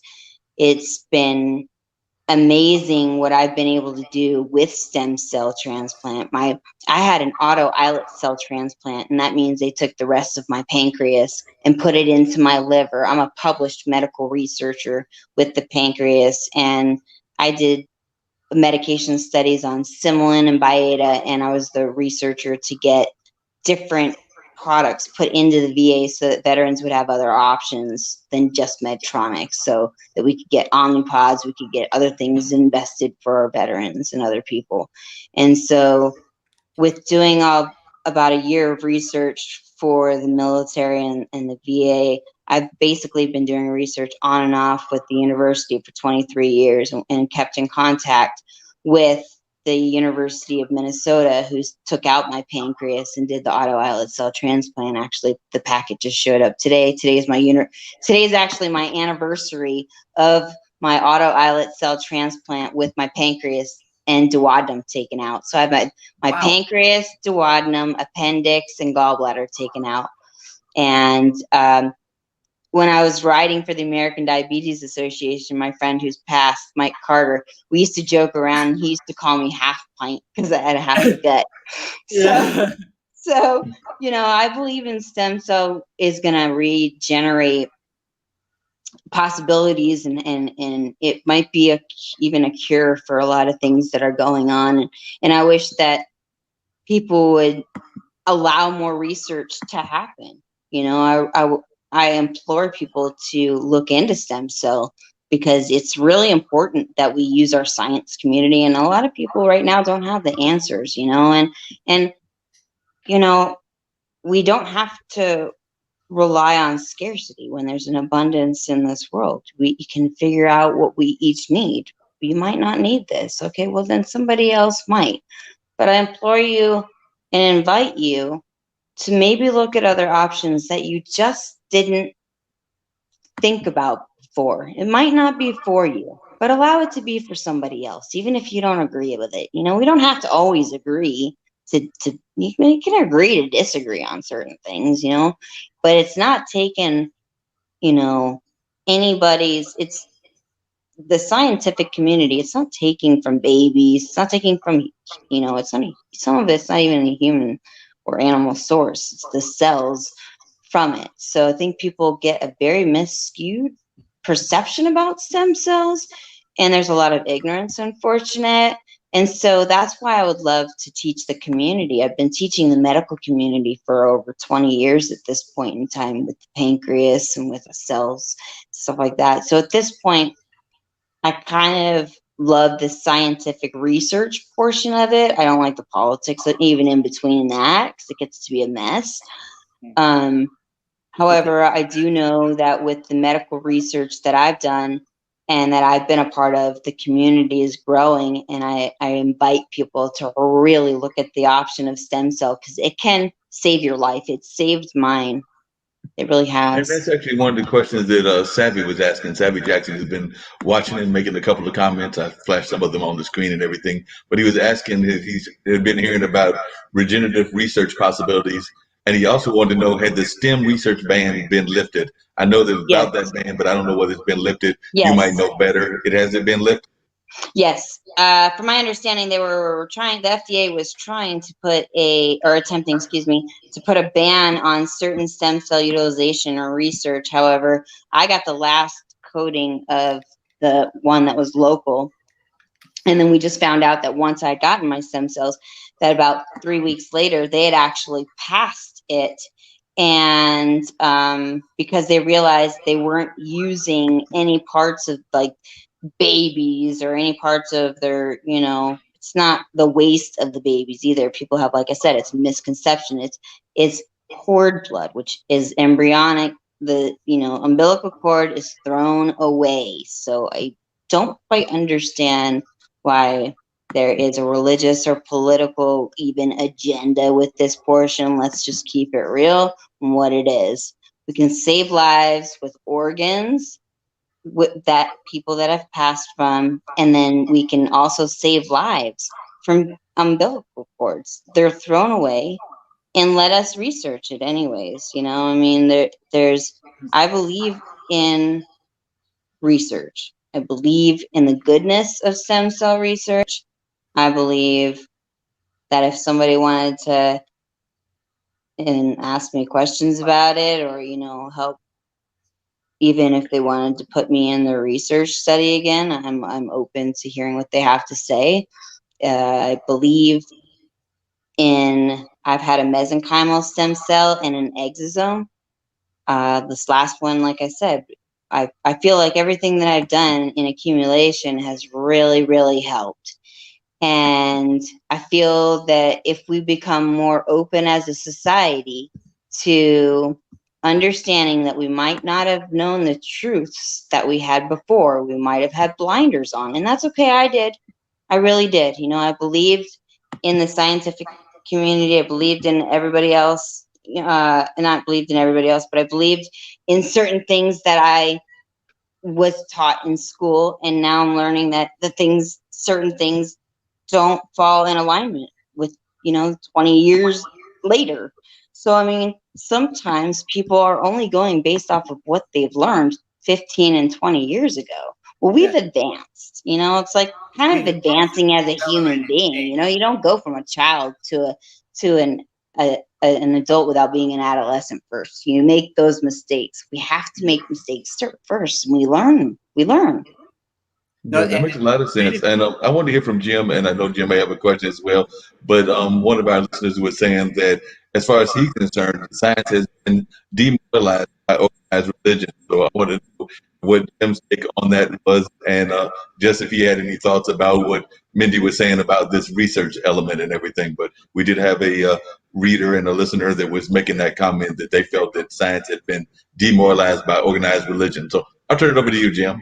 Oh, okay. Well, not that you're pushing one of my hot buttons or anything, but yeah, unfortunately, a lot of people are frightened of what they do not understand. And so, and especially if we make certain advances and we learn certain things that didn't work, then they say, "Oh, forget it all."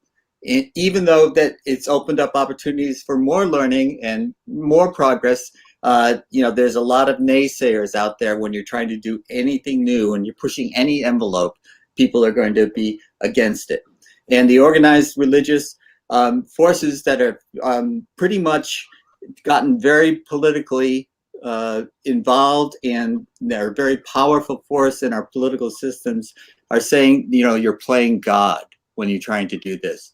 It's God's decision whether you live or die, and man should not interfere with this. This is complete nonsense, of course, because where do we get the ability to make these technological advances? Where do we get these ideas to grow fruit? Where do we get these ideas? Where do we get the intelligence to make these instruments that do these things that could not have been done a century ago, Correct. could not have been done 50 years ago, could not have been done 20 years ago. 15 years ago? Sure. And so now we have the ability to do things that we've never done before, Sure. and they're not understood, and they're opposed on false basis, a false understanding of what is right and wrong. Because our ability to save lives should be in everyone's interest. And if this is an opportunity for us to save lives, or to even just minimize the pain and suffering of others, then everybody should be for that. Yes. And when we run against the opposition, it's so discouraging sometimes, because why can't you just get behind something that's good for everyone? And I was an organ donor until I had a compromised immune system, and so now my organs are not necessarily something that people would want. But when it was something that I just thought, hey, when my physical body is no longer functional, it has died, and then make use of my organs, for crying out loud. If it helps someone else, why wouldn't I do that? And so skin can help burn victims plentifully. Absolutely, skin grafts. I mean, I don't understand it. Your eyeballs, people don't realize they're your eyeball. And so all of these things that we have been trained to think, and that it's the sanctity of life that you're going against, or or it's God's will that you're going against. None of those arguments hold any weight with me. Good. I do believe that we're all in this together, and we all Sure. should be trying to ease pain and suffering and trying to save lives when possible. And for crying out loud, do no harm. Do not hurt others. Benevolence. Do not kill others. And if they don't believe in the same God that you believe in, don't kill them over that difference of opinion. You know, it just doesn't make any sense to me. And I've never had anyone make an argument that validates going to war from the Crusades on. Whenever people have gone to war over a religious belief, it has always been a mistake. You're Every absolutely right. single time. And so, Yes. you know, I just think that we have to use our common sense and to look at these things that we're doing at a technological level as if you believe in God, believe that it is God given. Yeah. We don't have this ability for no reason at all. We have this ability to make use of it. So I think you must take whatever talent you have and use it for the good of others, and to do no harm and to ease pain and suffering is my life's purpose. Yes. Yeah, That's definitely a agree with you on wonderful that. purpose. Yeah, that's a good purpose, and it's a great purpose. Everything, Mindy, what led you to go into the military? Because, like I said, you decided you wanted to go into the military. You'd gone through these different kinds of situations in your life. What was it that drew you to the military life and the military experience? What about it that made you want to join the army instead of going the college route or going the other routes that are out? So my mom forced me into modeling and pageants, and I wanted to play in the mud, take off dresses, and be in the trees. And she hated that fact, and so she kept pushing me and pushing me. And I said, oh, "Okay." Recruiter came to school one day, and I said, "I don't know what this is about, but can I go join the army? I want the best training ever. I want to be sent to, I want to go to be sent to Iraq so that I can get the best training as a trauma. I wanted to be a trauma nurse, and so then I was going to be a PA and eventually a doctor. That was the plan, anyways. And so when I had joined the military, my mom was in tears because she, her model, everything was over. And I said, well, that's it. You said I had to go to church and I had to keep doing modeling and I had to do all these pageants and do all these different things that you wanted me to do. And I just didn't want to do it anymore. It's like when a parent forces their child to do something that they don't want to do, I ran straight away from it. I was like, nope, don't want to do any of that. And then Now I you, basically joined the military and became, it was been medical. I've been feeding the homeless since I was 5. We did these missions and stuff like that. So, I mean, it was ingrained in my head, and I did this program. It was called Adopt a Grandma program. And it was basically, we had adopted old people in older homes that didn't have anybody until they passed away. And I think I was like age 6 to 12. And at 12 years old, one person that I had a long relationship with, she was Greek and didn't speak English that well, but we had gotten communication and we'd learned so much about each other. When she passed, it was kind of enough. But we used to do like adopt a grandma program. So I think all of these little things that I've done throughout my life has kind of just brought me into the human being that I am today. And then I get to bring these stories into a resilient warrior again and show people that it really doesn't matter where you came from. If you look at the future and figure out that if you dig yourself out of the hole, then with an ounce of hope, you can go anywhere. It doesn't matter. My dream is not going to be your dream. Your dream is not going to be that other person's dream or your friend's dream.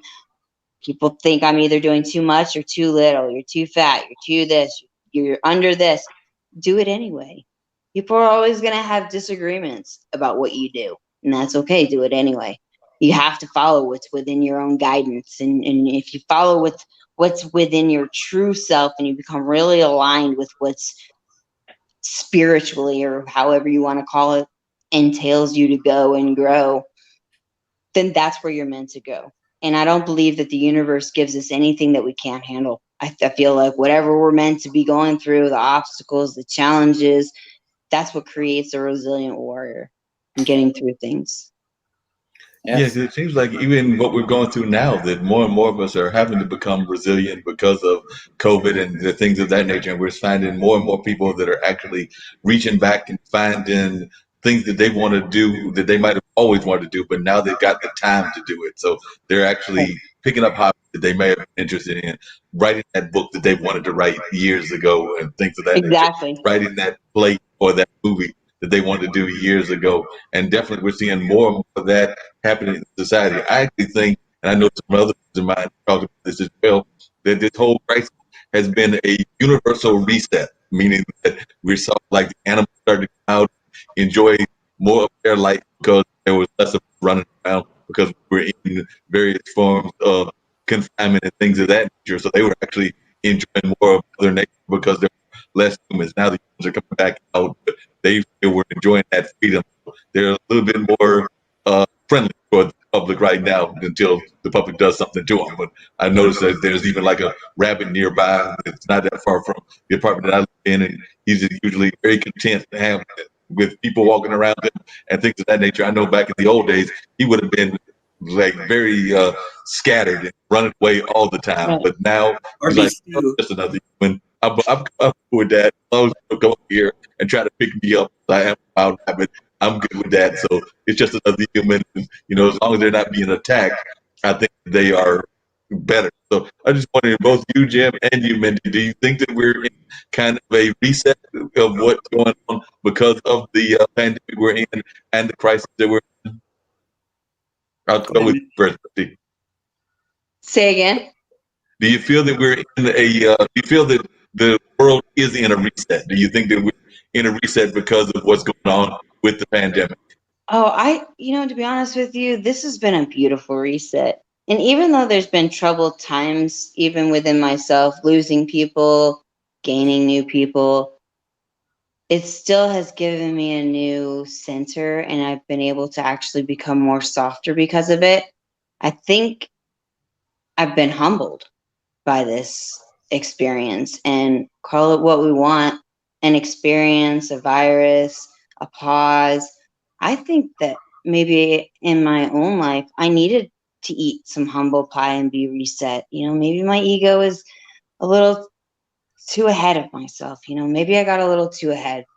And maybe this is an opportunity to really sit down and figure out what is it that I really want in my life, and who do I want with me, and who's really got my back. When things are going bad, are you going to stab me in the back, or are you going to come with me? Because if you're going to come with me, then let's all lighten the load of each other. Let's all help each other out and not, you know, force the damage even further. It's an easy way out if you want to create damage. It's harder to support each other and be there for each other, and give somebody a gentle nudge.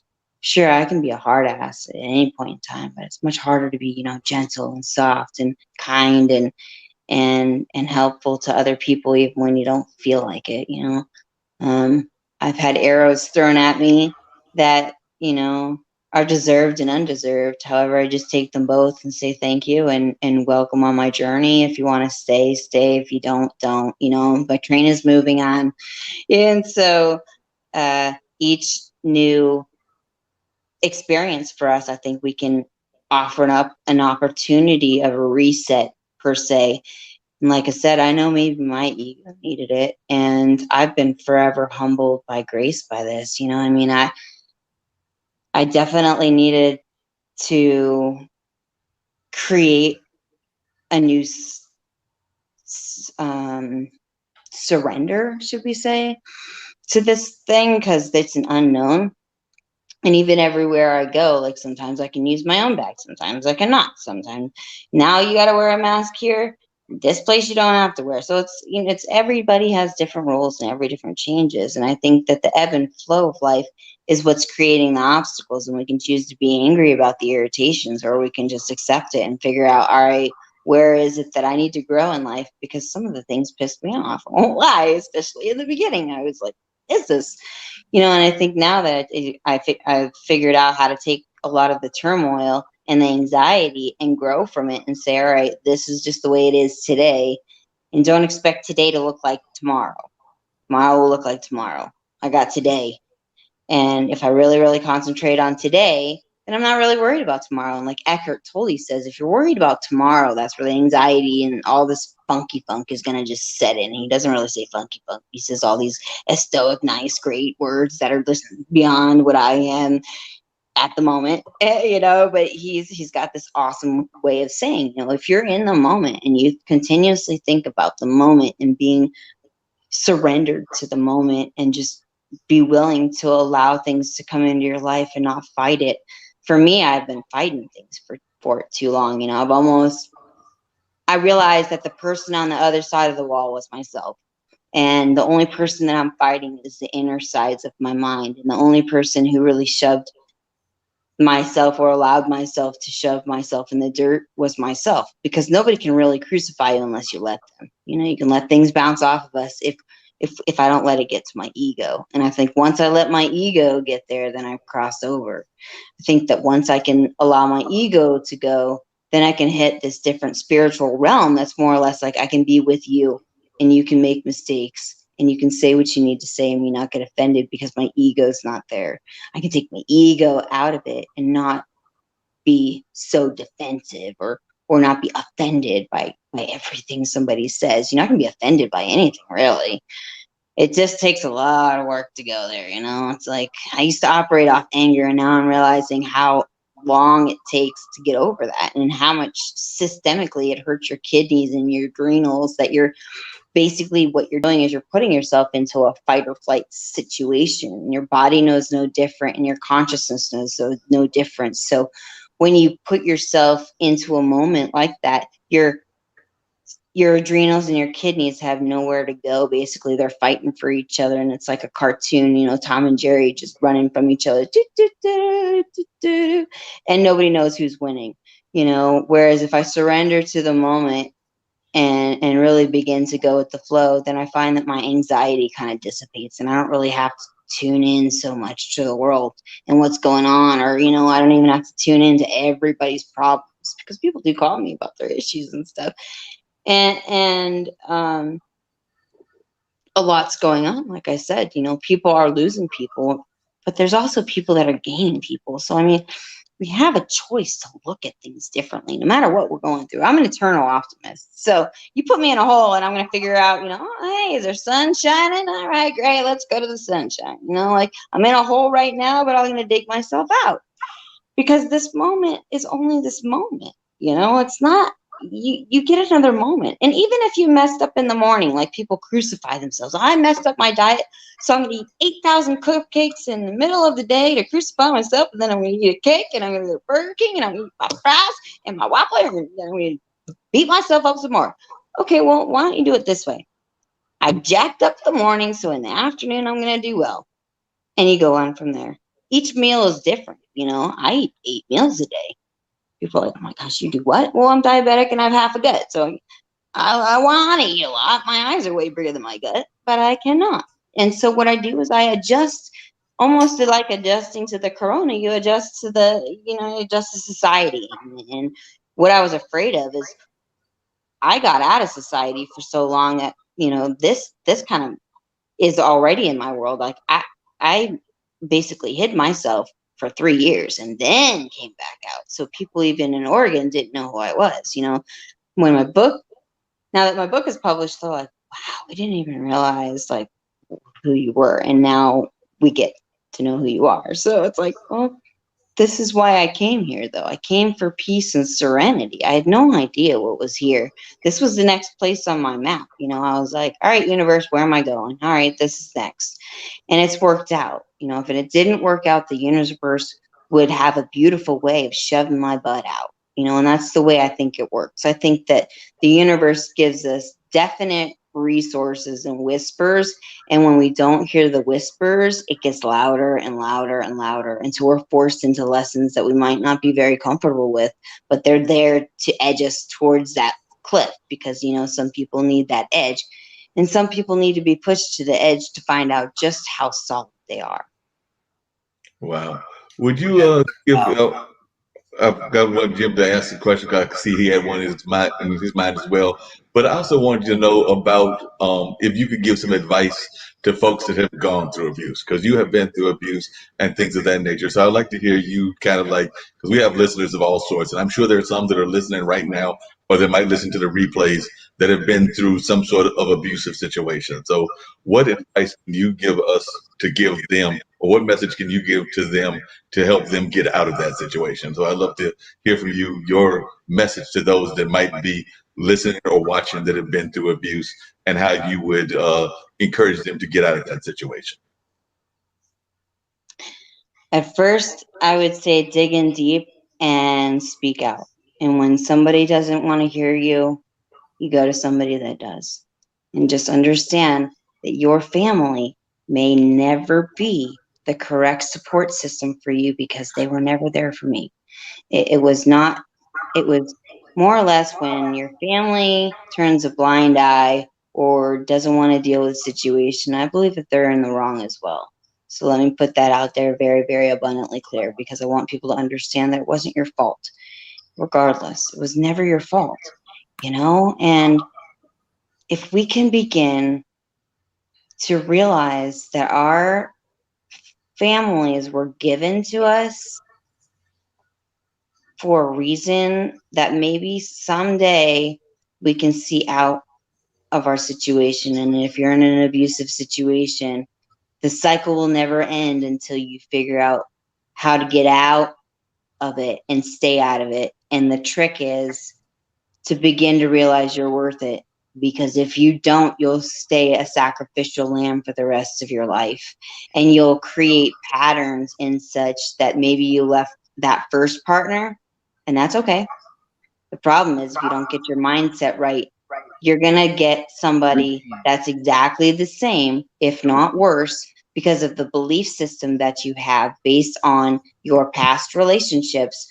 What happens is you bring into new relationships that same thing. So old relationships that get traumatized, what happens is they bring that into the next relationship, not realizing that they are bringing them into the next relationship. And people that have children that have been abused, they might not know any better, but that, you know, that's no excuse. Okay. I don't believe in beating children. I don't believe in any of the old things, the old belief systems that we used to have. And so, or that people used to have, excuse me, not we, people used to have. And what I believe is that to end the circle of violence, you have to figure out what is it inside of you that feels so neglected that you're not willing to protect your soul. Once you're willing to protect your soul and your mindset, you'll never let anybody else break it again. You won't allow anybody to break you down. You'll walk away and you'll realize you're so powerful within yourself that you'll say, you know what? You may not like me and you may not agree with me, but somebody else will. And I know that I'm valuable enough to know that you beating me is not okay. You putting your cigarettes out on me is not okay. You shoving me down the stairs and saying, oops, I'm sorry, that's not okay. Saying I'm sorry or forgive me for the situations that are harmful is not okay. An apology is not necessary, but I would like you to leave. And if they don't leave, that's the hard thing, is sometimes we feel like we deserve it. And I won't lie, I was really stuck in this circle for a long period of time to where I accepted a lot of mental abuse. And the mental abuse from a narcissist tore me down even worse. I'd rather have you beat the crap out of me. Please beat me, you know? Don't mentally starve me, because then you're taking pieces of people's soul, you know? And then once you've crossed over the line of sexual abuse, you've really crossed over so many different boundaries that some people don't know how to come back from that. And I'm grateful that I've been able to come back from it and able to help people understand that the shame of it needs to be talked about, and the guilt and stuff like that, because I grew up in a very, very Christian family. I only stepped away from politics and religion 2 years ago, you know. So it's been a shift and it's been a change, and not everybody agrees with it, and that's okay. I don't want everybody to agree with me, you know. It's okay to disagree. We're not robots. And I think that's kind of what humans have forgotten. We're all different. We're meant to be different. I don't want you to be exactly like me. You drive me nuts. Be you and let everybody else be them, because we're different for a reason. And in those differences doesn't mean that I need to take your indifference. And that means this: if you're character assassinating me, or if you're making me feel bad about myself, that's only a reflection on you. But once you cross over the lines and you hit me, touch me in a place where I'm not supposed to, or have not invited you to, you got to go in that moment. And sometimes we miss the signs of what people are saying to us and what they're doing from the get-go. So we'll let it slide in the beginning. And what I really, really, really invite people to do is start from the beginning, because our blinders go on. Look, when we go into love land, everything goes off and nobody has anything that, anybody wants to hear. They're in love la goo land and don't want to see the signs. And that's where we miss it. We take on those, apparent disabled stop signs and we say, oh, okay, you can go, instead of the red light that's totally there warning us. People will show you who they are from the get-go sometimes, and we choose not to listen because we're so traumatized that we give everybody the benefit of the doubt. And a lot of women have been trained: be nice, smile, be nice, wear your makeup, be nice, just say hello, just be nice, don't be this, don't be that, put on a dress, do this. Well, I'm not a puppet, and I'm not a doll.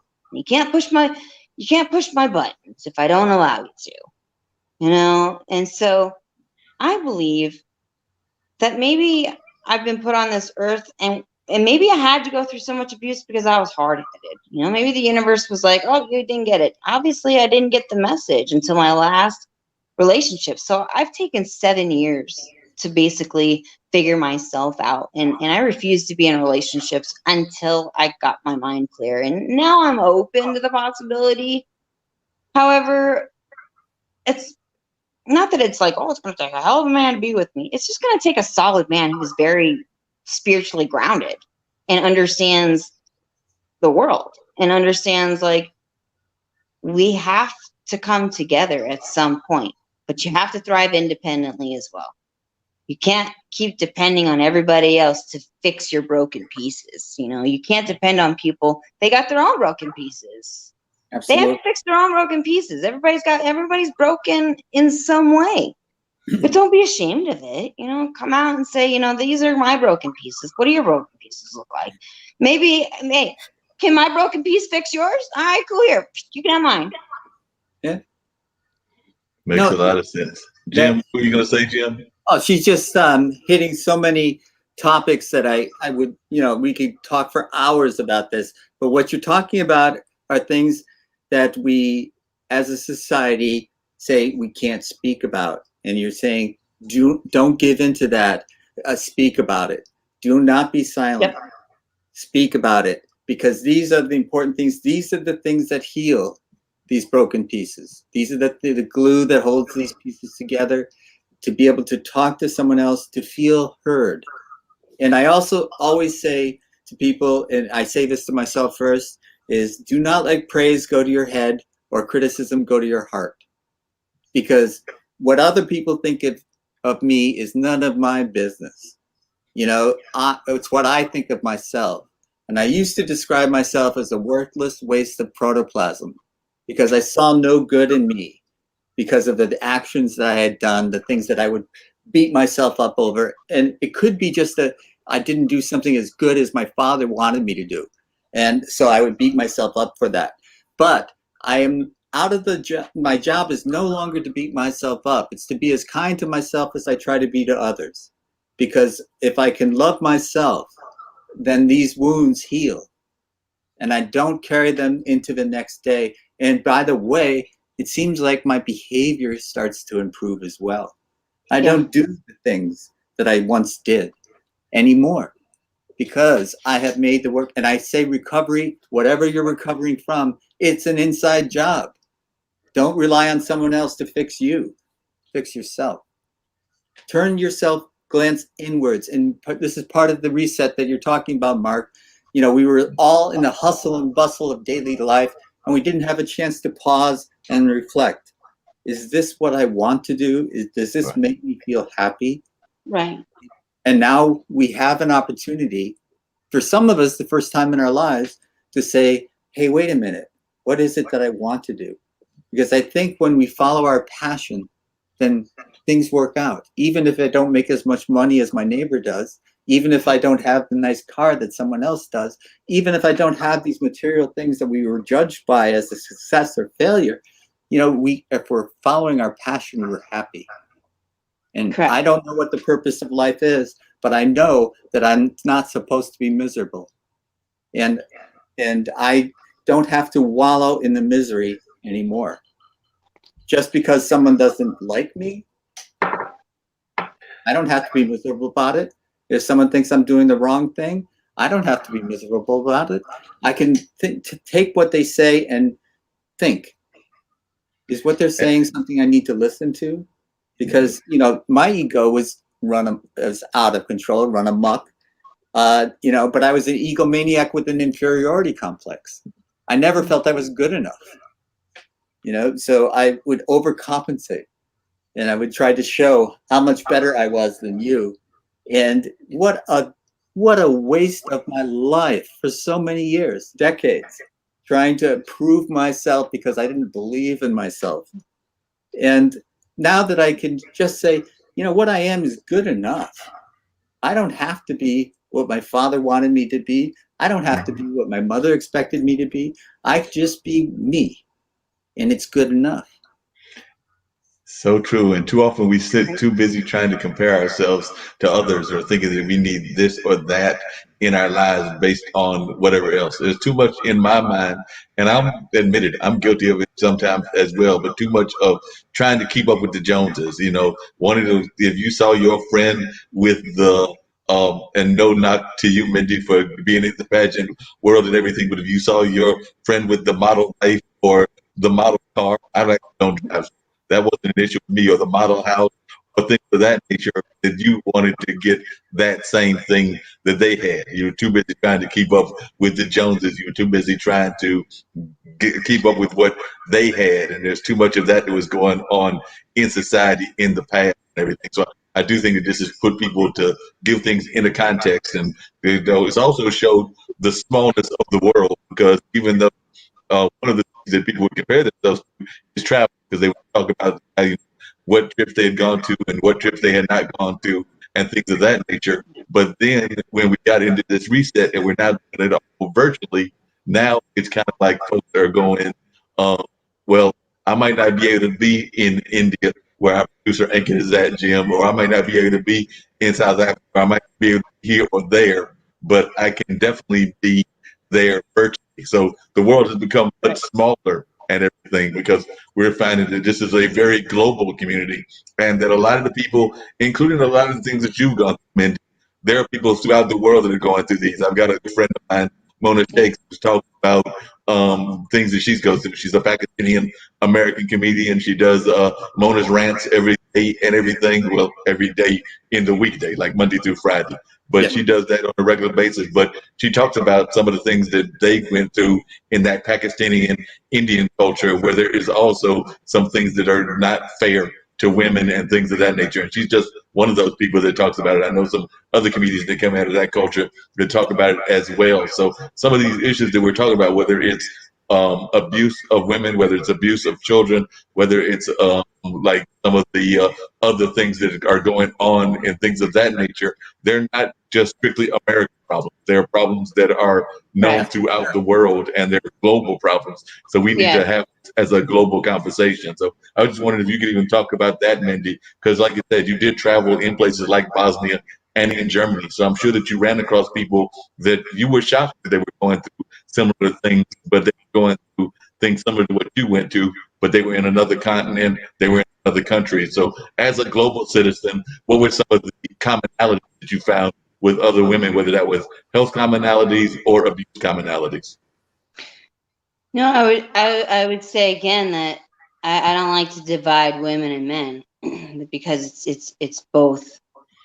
It's an issue that is around the world, mostly women are a product of the abuse. However, there are men that have been abused as well. And if we That's open even up a more shameful to talk conversation about. to, unfortunately, women have been the blunt of rape for a very, very long time. And I would love for the men to also start coming out and supporting our culture, to say that this is not okay. You know, back in the day, back in the 90s, like when I was serving as well, it's kind of like the men would stick together no matter what, and there's a silence again. So I'm going to speak about the silence, and and invite the men to start speaking out and saying, "Hey, man, that's not cool. We don't do that. It's not okay to beat your wife. It's not okay to mutilate your children. It's not okay to beat your kids like this. It's not okay to treat people like this anymore."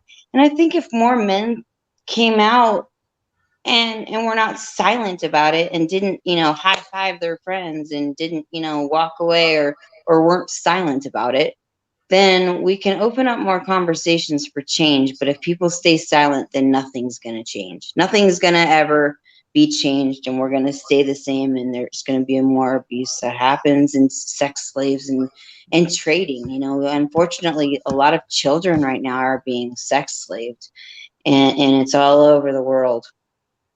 And a guy named Harry Mock that just did Animal Crackers, and a bunch of people that are trying to make notice of this, Sylvester Stallone. And so, I mean, I invite people to have conversations about this, and let's not be silent anymore. I think that it's the time for silence is gone. And I think that if more men speak out and say strongly that we need women as well, stand behind women.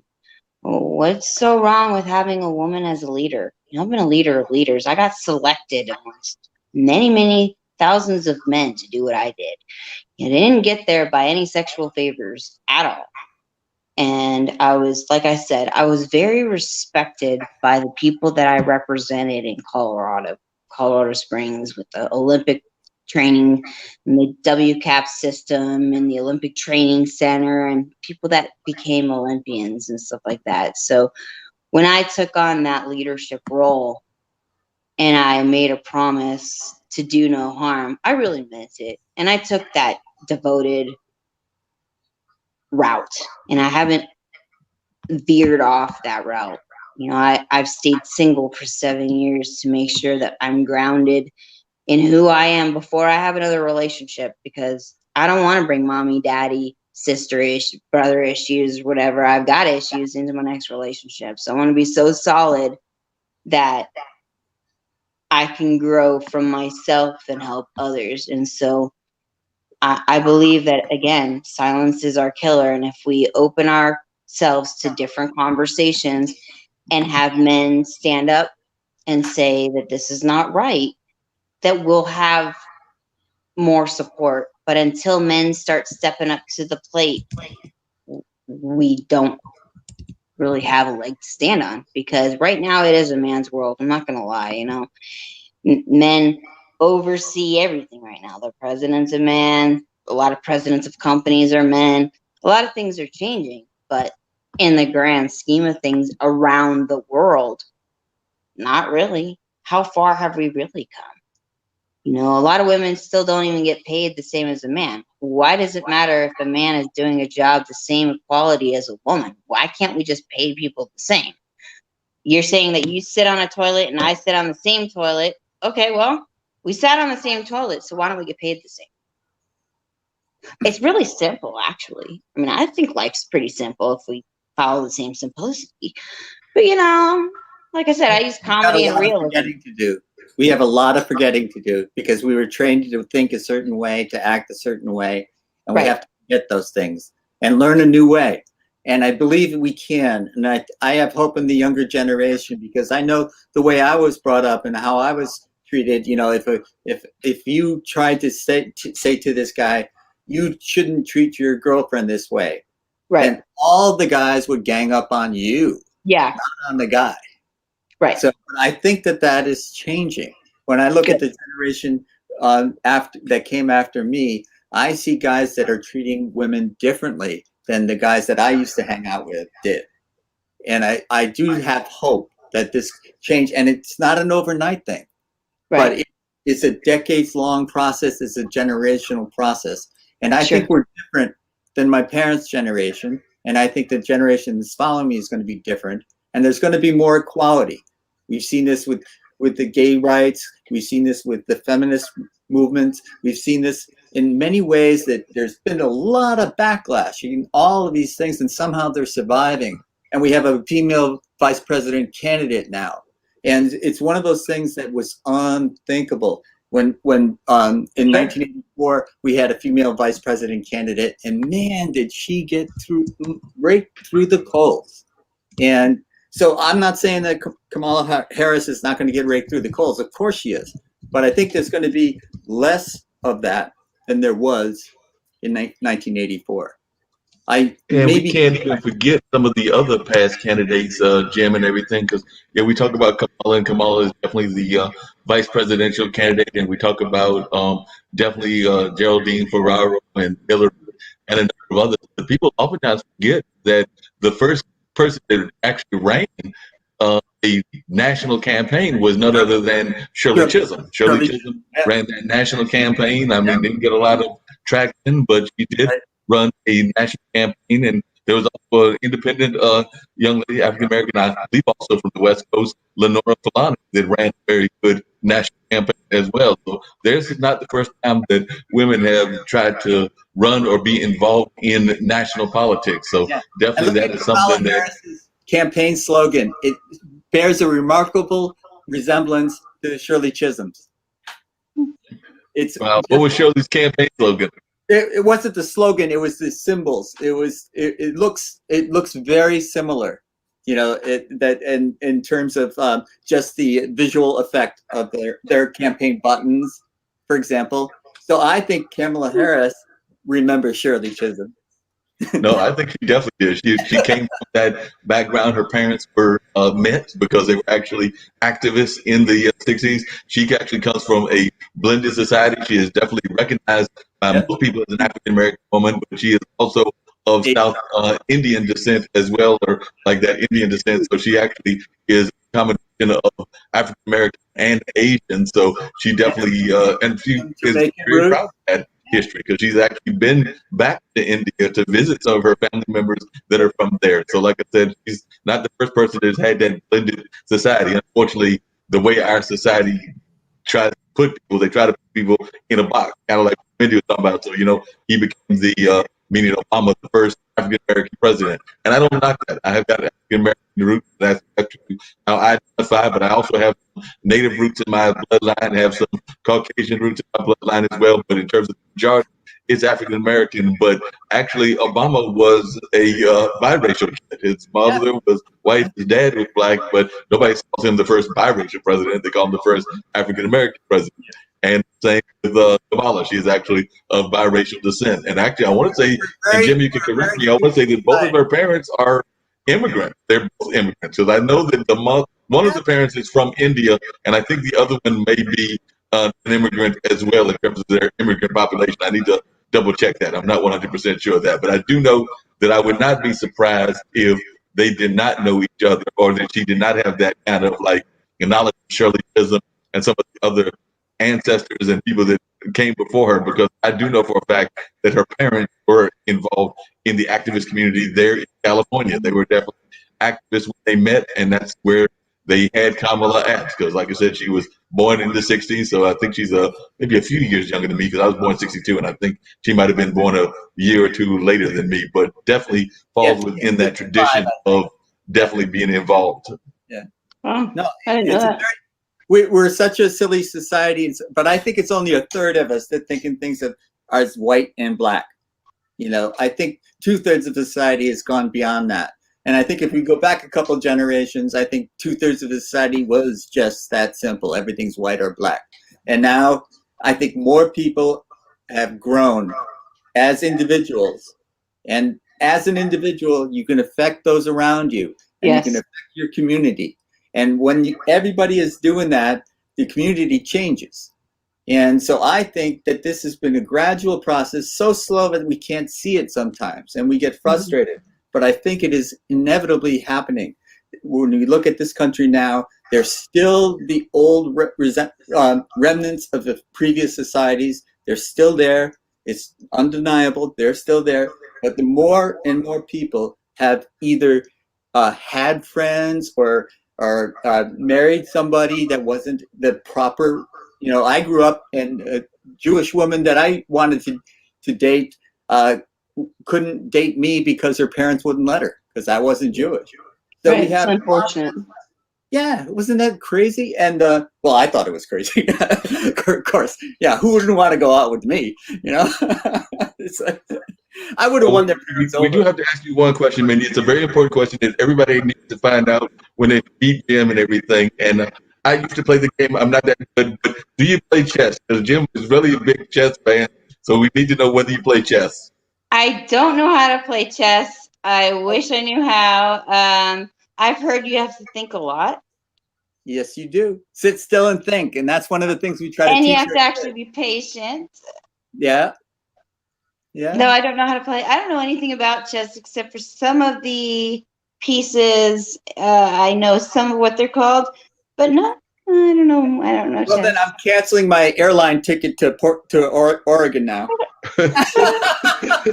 He was on his way to Oregon. You just ruined the whole thing. Now he's on his way to Oregon because you Just don't know how like to play. that. I see things as black and white now. You Chess. know, Most so chess chess games are pieces. black and white, aren't they? Yes, those games are. Um, Coming back to games, because we also have a show here that we do.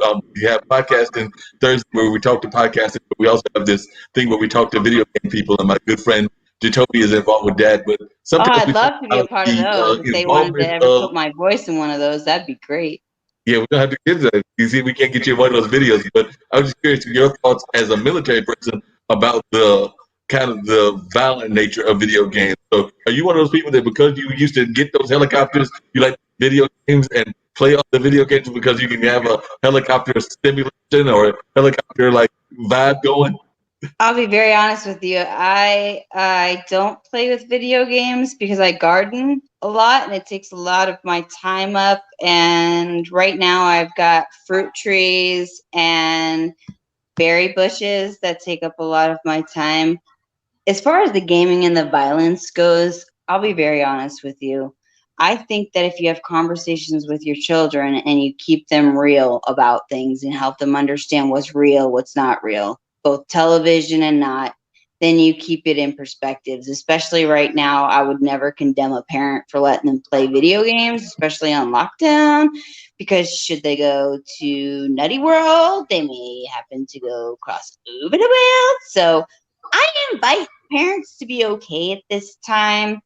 It like I said, everything has changed and everything is different. So I mean, why not open up a conversation and say, "Hey, kids, I know you're playing this game, but it's not real. When you're shooting people, when you're going in helicopters, it's really, really cool. I'm playing Mortal Kombat. I don't know what the new games are. Okay, I used to have like Atari and play Dolphin and stuff like that back in the day, and then there was like Nintendo and kind of that's where I stopped. So as far as gaming, it's gotten so much different at this point in time. As far as the violence goes, I believe it starts with conversation and parenting. And if there are no parenting, then whoever steps in for that role. You might not have a mom or dad, but maybe your aunt's taking care of you, or your social worker's taking care of you, or whoever, your sister, brother, whatever. However, in those moments, if you're considering the violence, if you see your child kind of taking the behaviors of that and getting more anxious or angry towards their peers, that's when you really got to step in and have that conversation and say, I've noticed this. What are you doing? And teach your child. I think it's a great opportunity for children to understand, like, this isn't real. When you kill somebody here versus killing somebody in real life, it does this damage. When you punch somebody, this is what really happens. In the game world, it's fake. Or you take a stuffed animal and you say, see this stuffed animal, it's fake, right? It doesn't talk to you, it doesn't, show them that. And then you help them understand the perceptions of it, but But I won't lie, like I said, if you put me in a helicopter and you gave me if you gave me a grenade launcher, I wouldn't lie. I'd be tempted to use it because it'd be fair game and I would have the free ride. So if you get that grenade launcher in that helicopter, you might just be over there having way too much fun because that's the kind of life that you led in the military. You love that life. Because So I'm not your we can typical understand girl. that. I mean, I was out in the mud. I broke my clavicle bone. I was like, Mom, something happened. And she's like, what are you doing? I want you in makeup and a dress. And I'm climbing the trees, taking off the dress as soon as I could. I wanted boots on. It's so even now, I just took a photo shoot and I brought out my prom dress and I put boots on because I wanted people to understand, like, you won't see me strapping out in heels. Like, I'm not the girl with stilettos. It's okay. Women don't have to be a certain way. And I think that that's a problem in our society. Everybody wants women to put on your makeup, put on a smile, put on your heels, put on your best move. Don't have any cellulite. Don't show any weakness. Don't be perfect. Okay, well, I'm not. And if you can accept me for that, then great. I'm not a robot and I'm not a pull toy. I can, hi, how are you today? Buy yourself a doll if that's what you want. We needed our guns. We needed our guns and our we six do. pack. We need our I'll show you own my like spiritual guns. Definitely need more of those. Need those spiritual guns for sure and everything. We need more of those going on in a regular basis. I agree with y'all on that. Matter of fact, I've got another man that'll be joining us very shortly as we have another about an hour to go, but that'll be Reverend Briscoe. So he's written a book about being religious and things of that nature. So I'm waiting for him. He's actually joined, but he'll be joining us in video. There he goes. There's Reverend Briscoe. Reverend Briscoe, we are so glad to have you on. We've been having a very wonderful discussion about all kinds of things. Reverend Briscoe actually runs a church called the 6-9 Church in the Durham area and things of that nature. So glad to have him on. He is a friend, actually talks about the fact of how religion can play part in a lot of these discussions we're having, even in terms of like Black Lives Matter and things of that nature. And he's definitely been on a lot of national platforms and other things. And I'm glad to call Reverend Briscoe a good friend of mine as well. So glad to have you on with me, Reverend Briscoe. So glad to have you joining us. And if you would just share a little bit about the book and what you're all about and a little bit about what you've got going on, and we'll continue this ongoing discussion. By the way, we've been talking to Mindy and Jim. Mindy's gone through all kinds of different things in her life, everything from a multiple transplants, survived 3 comas, been through all kinds of abuses, and has now written a book called A Resilient Warrior. So she has definitely lived that life of being a resilient person. So I know that's something you're a big fan of, people that are resilient. So I want to bring you into the conversation. Reverend Briscoe disappeared on me. So hopefully he'll be back, but we'll continue the conversation. And my mommy wasn't nice to me. Like I said, hopefully he's got to come back. So I'll talk to him and see whether he comes back on. But yeah, he's definitely did a lot of. Oh, there he goes. We're gonna see if we can't get him back on. Oh, good. There you go. Sometimes the internet's Reverend not Briscoe, bad. how you doing? I'm doing great, guys. Good to see you guys. Good to see Good you. to be seen. If you want to talk a little bit about that book that you put out, I was telling them that it deals with a lot of the message of how the church and everything can be involved with what we're going through, whether it's BLM or whatever else is going on. So we've got 3 authors here. We've got Mindy with A Resilient Warrior. We've got Jimmy who has written Chefs for Dummies, and you've written your book. So talk to us a little bit about your book and what the book is about. Yeah, well, nice to meet you guys. My name is Harold Durrell Briscoe. I go by Durrell, my middle name, and I'm the pastor of the 6-8 Church in Durham. We meet at the Hayti Center. We are a new faith community, new church start in the downtown Durham area. And I recently published a book. It was published about 2 months ago, just about, and it was basically taken from my dissertation at Duke, which was all about how I decided to think about the issue of racism and racial crises through the lens of mitigation and preparation. So before ministry, I was in public policy. I was inspired to go into public policy after Hurricane Katrina. I moved to Texas, got my master's degree in public policy, and then I moved to Louisiana to help out in recovery work and neighborhood revitalization. And I did a lot of like climate change adaptation and natural disaster resiliency in coastal communities across Texas and Louisiana. And so, like, I realized that when it comes to um, racial crises, I'm talking about George Floyd, Ahmaud Arbery, Breonna Taylor, Mike Brown. A lot of times, faith leaders are caught unprepared. They don't know what to say. They don't know who to talk to. They don't know what community stakeholders to collaborate with and partner with. And I said, hey, I think the reason why there's this apprehension, there's this fear, there's this silence. I think one reason is because they're not prepared. They're not prepared for a changing socio-political climate that I believe is producing these powerful racialized crises. Now, I understand my first love is history, particularly the history of the American South. We've been living in a racial crisis since 1619. So I want to be very clear about that and what constitutes crisis. But I do believe that when it's when we're dealing with these traumatic events that shake and shock and disrupt our socio-political, socio-cultural landscape in America, we need faith leaders. I think they play a very important role. And too oftentimes they're silent. They're hoping the storm will pass. We've got to learn to lead and help our churches, help our faith community get involved in the fight of justice. And so that's what the book is about.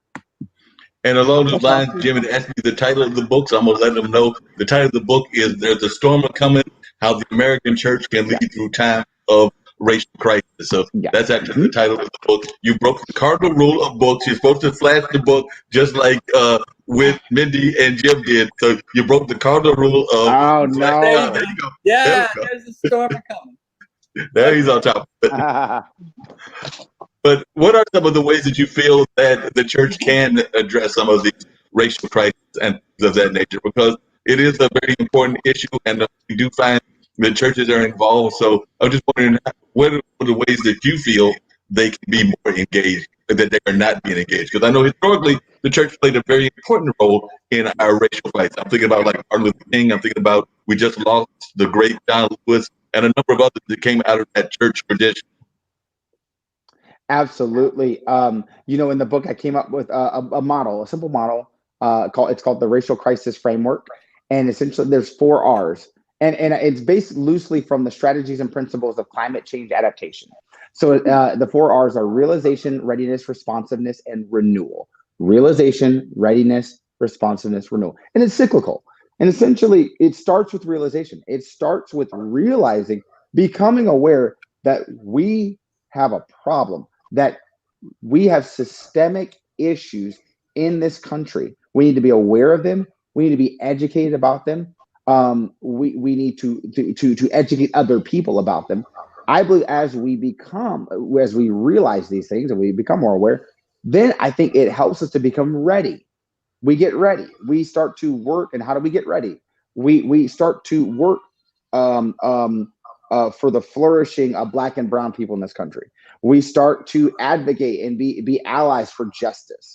We start to use our platform power and privilege to speak up for, as Jesus would call them, the least of these, right? So we stand for justice. We work for justice. We get involved. We collaborate with community stakeholders who are working for societal change. And then as we become ready, when a crisis does occur, whether in our backyard or in Spokane or Hoboken or St. Louis, we use our platform, we use our voice to be responsive. We respond. We say, hey, this is not right. Hey, Black Lives Matter. Hey, we need greater accountability and reform in police departments. This is where we vocalize. And I'm not saying you have to turn your social media feed into a billboard, a Black Lives Matter billboard. What I'm saying is, can we be judicious and can we be and can we utilize our platform and our spheres of influence to acknowledge the very real pain and hurt and frustration that's out there, and so we respond. And then finally, renewal. And renewal, there's a term in climate change adaptation and natural disaster mitigation where You know, when a hurricane comes, an earthquake comes, a fire comes, you don't just want to bounce back. You want to bounce forward. Mhm. You want to say, okay, what have we learned? And how can we take what we've learned to be better prepared in the future, to Sure. become more resilient, to have a stronger community, to have a better network, social network that helps people out, particularly the vulnerable out, right? And so we want to bounce forward from crises.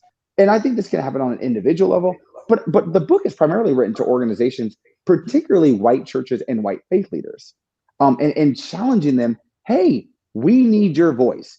We have been talking about it. We have been meeting with mayors and police chiefs and marching and protesting. We need you to step up too. We need you to, lock arms and hold hands and be in this fight with us. When you lend your voice, your power, your platform, then the message will ring in areas that we cannot get to as people of color. And this is and this I echo the sentiment of Dr. King, you know, in the letter from Birmingham jail, where that letter was written um, from the dismay that he had towards his white counterparts, who had this paternalistic and lackadaisical attitude towards racial equality. And he's just like, look, I mean, you guys should be the very ones leading the fight, or at least marching along with us. But you're setting a paternalistic timetable on my freedom and equality, and people that look like me. This is ridiculous. And so, my book basically it's really kind of it's not heady or anything. It's more practitioner. Like, what are some practical steps white faith leaders, white churches can do to get involved and be in this fight? Just along those same lines, I just want to bring this into tie a conversation we've been having with Mindy and everything. One of the things I've really been proud of you about in the church you have created at 680 and everything is that y'all are not afraid to deal with issues. And I know that Mindy has gone through some abuse things and things of that nature. You actually have somebody that has spoken at your church. I forget her name. She's one of the ministers and things of that nature. And she has also gone through abuse and is not afraid to talk about that abuse in her sermons and everything. So if you would just share a little bit about how you brought her to the fold and how she's actually involved in the ministry as well. And I like that. I think there's one or two folks that have gone through that are part of your ministry, because you are not afraid to just talk about race issues, but also issues around abuse and other things that happen in our society. Absolutely. Uh, tr- um, the pain and the hurt and the disillusionment that has occurred from the hands of clergy and churches is real. It is awful, and it has hurt millions of people across this country. Um, whether it is spiritual abuse and trauma from a personal standpoint, whether it is a lack of a silence and a lack of compassion and empathy concerning systemic issues, um, faith leaders unfortunately have been at the forefront of causing a great amount of hurt. Um, and so we have to acknowledge that. Our church, you know, part of the impetus and genesis of our church was from my own hurt and trauma, dealing with racism in the church, and realizing that despite intentions, at the end of the day, they wanted my black face and not my black voice. Mm. And understanding that and realizing that and experiencing that led to a lot of hurt and a lot of trauma. Um, and so when I launched my church, I remember meeting with a kind of a theological mentor of mine named Dr. Sumchan Ra, Korean American professor, and he said, I told him my story, and he said, Darrell, I understand your frustration. I know you're hurt. And he said, you are not crazy. This is going on all over America. It is so sad. But he's like, Darrell, I know you're frustrated at not having a seat at the table. He's like, at some point, Darrell, you're going to have to stop asking for a seat at the table and start building a brand new table with new chairs. A new table that prioritizes the thing that you prioritize, that values people that have been hurt, that are disillusioned, that are pained, and creates a space for them to flourish, a space for them where they can receive healing, where they can be whole. We're not perfect. No church is. I understand that. However, we are actively trying to dismantle white supremacy. We are actively trying to dismantle toxic masculinity. We are actively trying to, and so there are some social forces that are in play that have led to so much hurt and pain. So we try to be cognizant and aware and highly empathetic. And I always say, leadership, Mark, you said that, we talk about racial issues, we talk about systemic issues, but we also talk about personal stuff too. Leadership is like a pressure cooker. Too much heat, you're gonna blow the top. But if you don't turn the temperature enough, you ain't gonna cook the food. So we try to find a balance between talking about systemic issues, but also talking about real life traumatic abuse issues that people are going through in their personal lives. And so that's a challenge as a faith leader, is like, hey, there's this big world and there's a lot of pain. And I believe, as a believer, as someone who professes faith in Christ Jesus, this brown skin, Afro-Asiatic Palestinian Jew who lived in the first century, who lived under subjugation. I do believe that it is my role to speak out against the macro, but also to make sure that we are concerned for the micro and the abuse and the trauma that's occurred. And so it's been really neat to sum it up. It's been really sweet and neat to see people who were disillusioned from the church, who were hurt, who didn't have anything to do with it, start to come and feel safe, and be a part of our community. I just pray that continues to happen.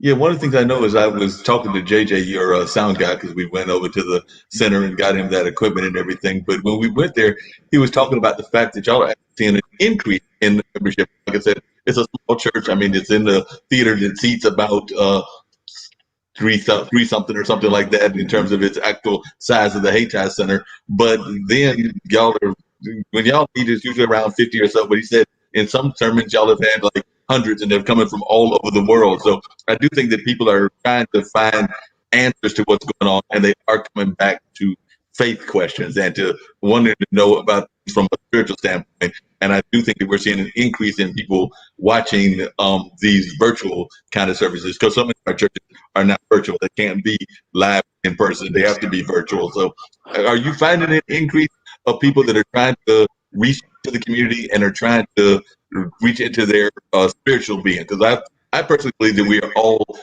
a mixture of a lot of different things. There's our physical being, there's our mental being, but I do think that there is a spiritual purpose as well. And so I was wondering, are you finding more people reaching into just spiritual beliefs and on a wide scale? Because I'm not one that believes it has to be strictly Christian. I think that there's a number of folks of other faiths as well that are also seeing an increase in people trying to reach into their spiritual side, whether that's a belief in the Muslim church, whether that's a belief in the Hindu church, or whatever the churches are. So I was just wondering what your take is.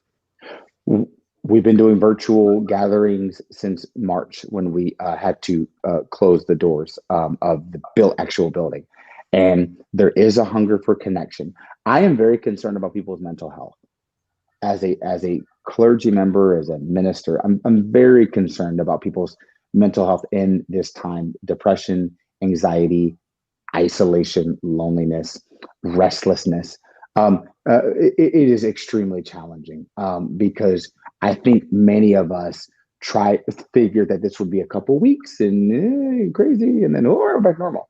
I told my congregation from the get go. I think back in March, I was like, "Listen, folks, this could be like a blizzard, a winter, and an ice age, and it might be all three. And essentially, a blizzard, And I'm a Southerner. I grew up in Florida, lived in Mississippi, Louisiana, Texas. So I don't know that much about winter in the North, but I do know that when blizzards occur, like, everything shuts down. Everyone, they're snowed in. They can't go anywhere. So everyone's like, "Oh my gosh, yay, school, no school, yay!" And so it's a blizzard, and so and it shuts everything down. And then you have winter, and in winter you've got to make seasonal adaptive efforts. You get coats and warmer clothes and wood for the fireplaces. Again, I'm from South Florida, so I don't know this, right? But winter for us is like 49 degrees. We're like, "Oh my gosh, we're dying," But that is winter for me. But for my brethren and sister in up north, yeah, I would imagine that you might have to get some salt for your driveway and salt the driveway and everything. But we might be living in an ice age as well, which is long-term drastic shifts to how we live life. And like we need to prepare for that. I was actually preparing our congregation for that back in March. And like there's and this again, this might be the public policy emergency management person in me. I'm like, this could last a lot longer than 3 weeks. And I was right. Like here we are, month 5 with no plan inside. I mean, it is a disaster.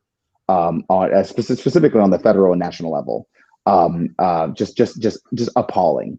And so I'm really concerned. I'm concerned. I know people are longing for community. We've seen an uptick in our community group Zoom calls throughout the week.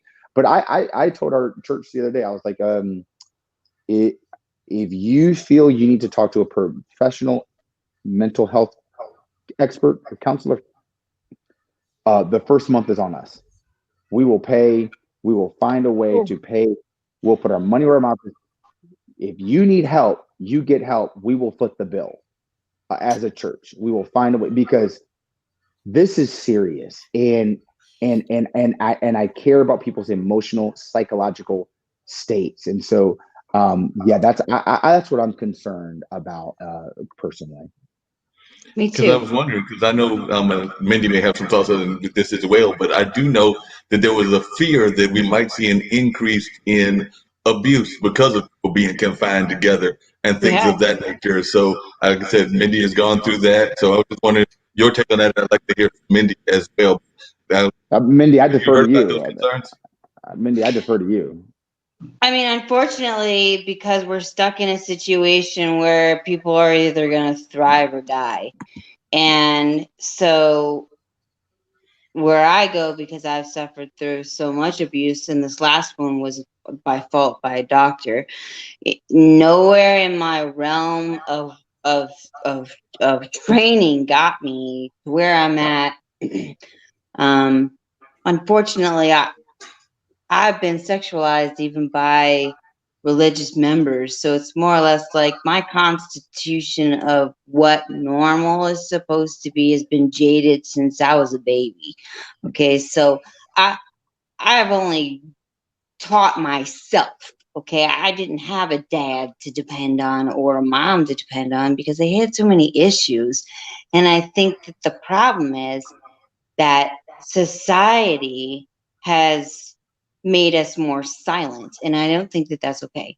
I think that playing silent is the game of torture because you're basically allowing people to do this. And anybody who's silent is part of the game and not part of the solution. And what I mean by that is if you're willing to be silent and high five your man for raping a woman, then that's not a part of the society that I'm willing to be dependent on, nor am I willing to be your friend or anything a part of you if that's the kind of take that you want. And that's okay for men to high five their peers for taking advantage of a man or a woman, because I've had friends that are men that have been taken advantage of as well, both in the military, out of the military, and by clergy members. And so it's really, I make it a very, very huge point to say that men are suffering as well. Even though the numbers are not high, I want to speak as a woman on the male portion of it because I think that they get a raw deal. You know, I think that they get an unfortunate pass on some things, but then they get crucified just the same. And I'm here to speak upon both because I have a very good friend who attempted suicide, and it's only gotten worse through the virus and, or, you know, whatever we want to call this experience, virus, issue, obstacles. If you believe in God, you know, then that you have somewhere to go to. But in these times right now, I believe that abuse has gone up and the suicide rate has gone extremely high because in the moments where you feel like you can't get away from your abuser or they're sexualizing you, where do you have to go? You look for the razors, you look for the food, you look for the rope. And my friend unfortunately took over 100 pills and hung himself. Something that I have a hard time. You know, I want to save everybody, I also understand I cannot. And I also understand that if you're in an abusive situation, it's easy for me to say when I'm out of it to get out of it. It's not easy to get out of. It's just not. Your mindset is changed forever. And if we don't begin to have conversations about these dangerous people that are out, both men and women, because there are women who have put shotguns to men's head as well. There are women who beat men. There are women who take advantage of this system and say, oh, well, I'll just call the cops and let this man say that, he beat me. Well, no longer is that okay either. So, like I said, I don't speak for just women. I very much speak for the equality of both. And it's a wrong situation for a woman to beat a man or take advantage of a man and think it's okay that when the cops show up, we're just going to make a glorious story and say he did it. That ain't okay. No matter what race or gender or what agenda, like I said, I'm not for men, women. I don't do politics or religion. I stepped away from all that 2 years ago because the doctor assaulted me, and it might have been 1 or 4. And at this point, I don't know. I just know that I had vaginal tearing and scraping for 3 straight days, and I hadn't urinated, and I had to go through all this therapy for the last 6 years of my life to get back to even have some sense of humanity about myself, because I gave up on people altogether. And I think the hardest thing for me to even realize now is, where do I go from here? Do I even want to be a nurse? Because I can't. There are sometimes I go into a hospital and I smell certain things and it brings up that situation. And I'm like, you know what? I think I'm good. I'm out. I skip certain exams because of it. I censor myself because of it. I have to wear certain things because I get crucified and judged because I have a neurological disorder that most people kill themselves from. It's called chronic regional pain syndrome, CRPS, and I'm burning neurologically from my toes to my brain every day on a constant motion. And I keep a pretty good head on myself. But the other day, when somebody saw my pictures, I had a shirt on without a bra, and they had basically crucified me and said that, at one point, basically, I'm going to hell and all this other stuff. And it's like, where is this humanity that we get to say you're doing wrong or you're doing this, when most of the things that I've read from religion was accept one another, do good upon another. And I think that we have forgotten that. I think we have forgotten the simplicity of things. And I think that in these situations, in these times, abuse happens because there's nowhere to go. And unfortunately, sex slavery and, the pedophiles and stuff like that, it's being enhanced. And that's what I want to talk about, is the abuse amongst children is being even higher because they are stuck with their pedophiles, they're stuck with their families, they're stuck with their people that are continuously raping and assaulting them and doing whatever they want to do and sexualizing them. And it's not fair. And it's both boys and girls. And so it's not just little girls that are being traded. Boys are being traded all over the world. It's not just the United States thing. It is a world thing. If we don't come together and have conversations, and they're not easy conversations, none of my childhood is a fairy tale, and I'm not living in a fairy tale now. I tell women all the time, I have lived by myself solidly for 7 straight years because I refuse to deal with a narcissist or anybody who will shove me in the dirt mentally, physically, spiritually, sexually, any of that. And he was a religious man. I met him in church.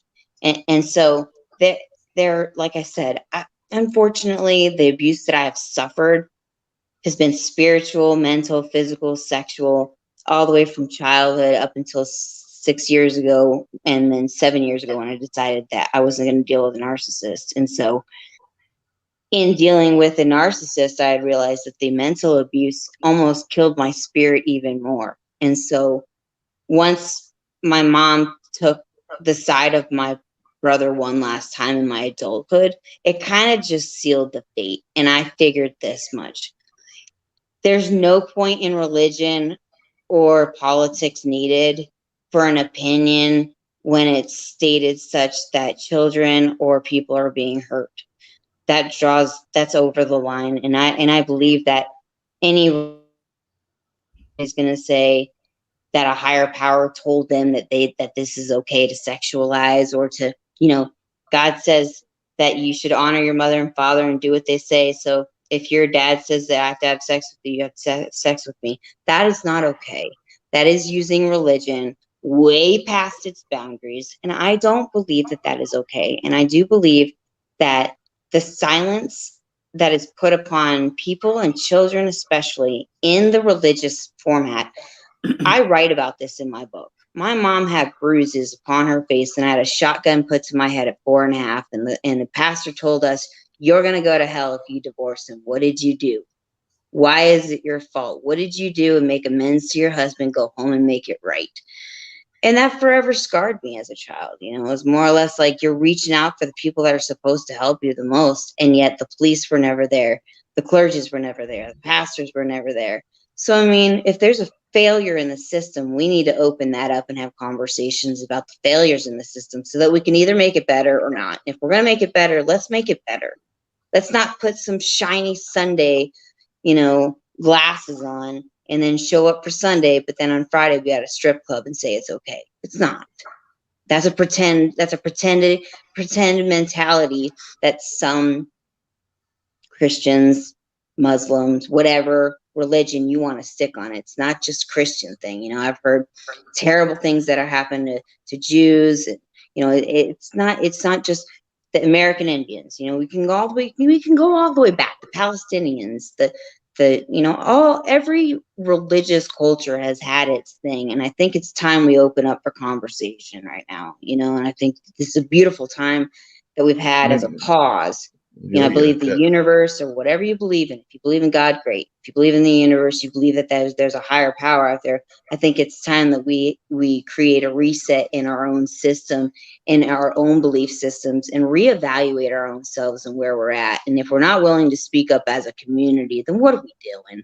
We're really wasting a lot of time saying a lot of things and great shiny words, but then not doing anything about it. And I'm way more action oriented than talking a bunch of shiny words. And I don't put on a lot of makeup, as you can see now, but I don't do it regularly. So if I go out to an event and I have to, that's great. But I'm going to show up as me, and you're going to get all of me. You're not just going to get some of me.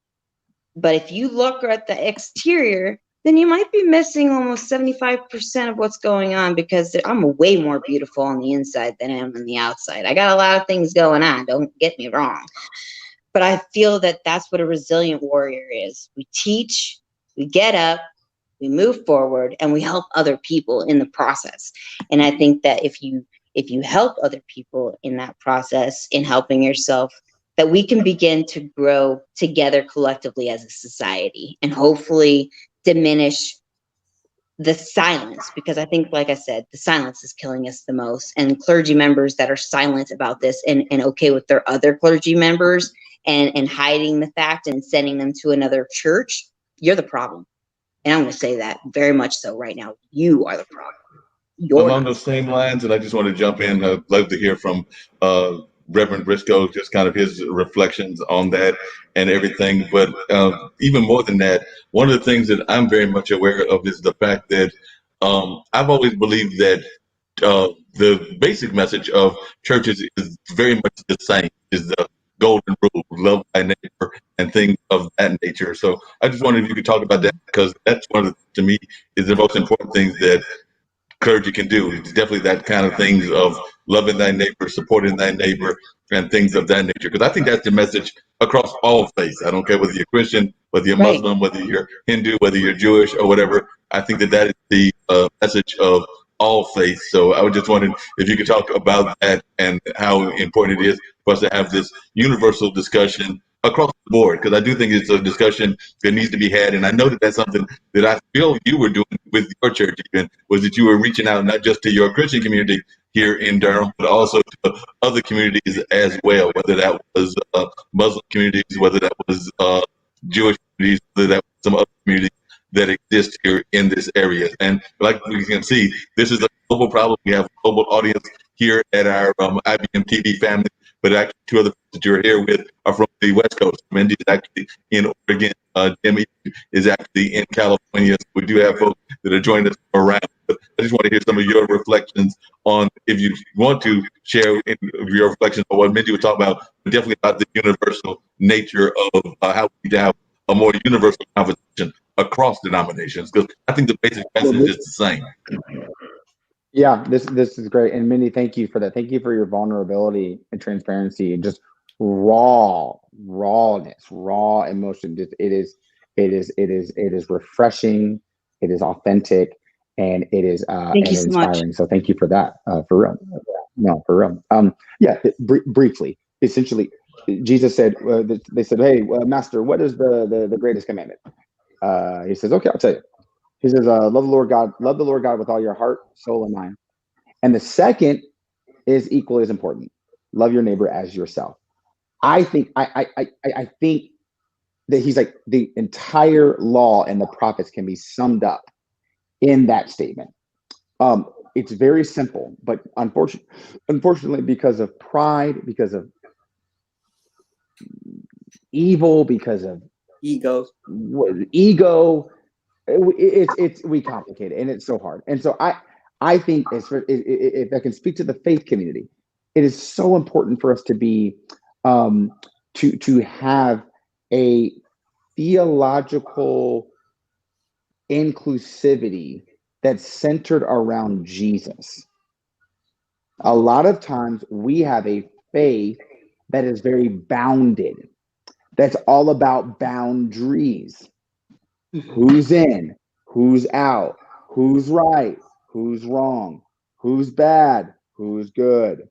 And we fancy these categories and these barriers and walls that prop us up and make us feel good as the in group, and then the bad world, secular, whatever, progressive, whatever you want to call it, they're the out group and we don't like them and they're dragging America down. And so Jesus, if we actually follow the brown skin Afro-Asiatic Palestinian Jew, not the Scandinavian ski teacher, a Scandinavian ski teacher who, with the blonde hair and the blue eyes and the ultra perm.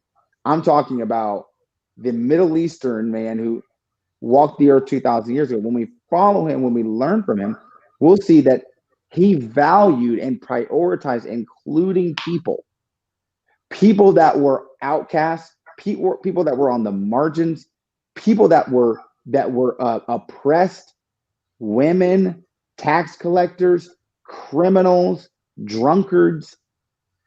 In fact, the religious elite, and it's recorded in scripture in the Bible, religious elite saw him meeting with these people and scoffed at him. Yeah. And said, he's a friend of sinners. How could he be around such filth? But see through his life, through his teaching, that he was all about loving your neighbor as yourself. And so we would do well to follow that example and to not be so hung up on these boundaries. Because when we're hung up on the boundaries, people like Mindy get hurt. When we're hung up on the boundaries, people like me get hurt. We're so focused on who's in and who's out. And I think we need to learn a lesson from radical inclusivity and hospitality that seeks to intentionally pay special attention to those who are traditionally deemed the outcasts or on the margin or the out group. So I think loving your neighbor as yourself is very, very important. Along those same lines, could you talk a little bit about liberation theology? Because I know that you are a practitioner of liberation theology, and not everybody knows what liberation theology is. I know that there are others that are aware of this as well. So could you talk about what liberation theology is and what that means? Because to me, that's the best kind of theology out there, but that's just my personal bias, and I definitely think it is the type of theology that crosses faith and crosses different kinds of nationalities, and is a world model that I think more people should use. But I was just wondering to you what liberation theology means. Because to me, one of the most radical activists in the world, and you actually alluded to it, was Jesus. But definitely, I would also put Allah, for those who believe in him, as one, as well as that's God. But I would put Moses as one. I would definitely put Buddha as one. There was some figures that are people that are part of the religious community that I would definitely put in that religious theology kind of like liberation theology kind of mindset. So I was just wondering if you could share with us what liberation theology is. Yes, very simply, very briefly. Um, Oftentimes, faith is characterized as this personal, individualistic expression. It's between you and God, vertical. You know, um, liberation theology says that, hey, um, yes, God loves you and cares about you and knows every hair on your head and cares about the trivial details in your life. So, yes, personal, love it. Also, and he also cares about structures, systems, laws, and policies that oppress and hurt and diminish the image of God in people.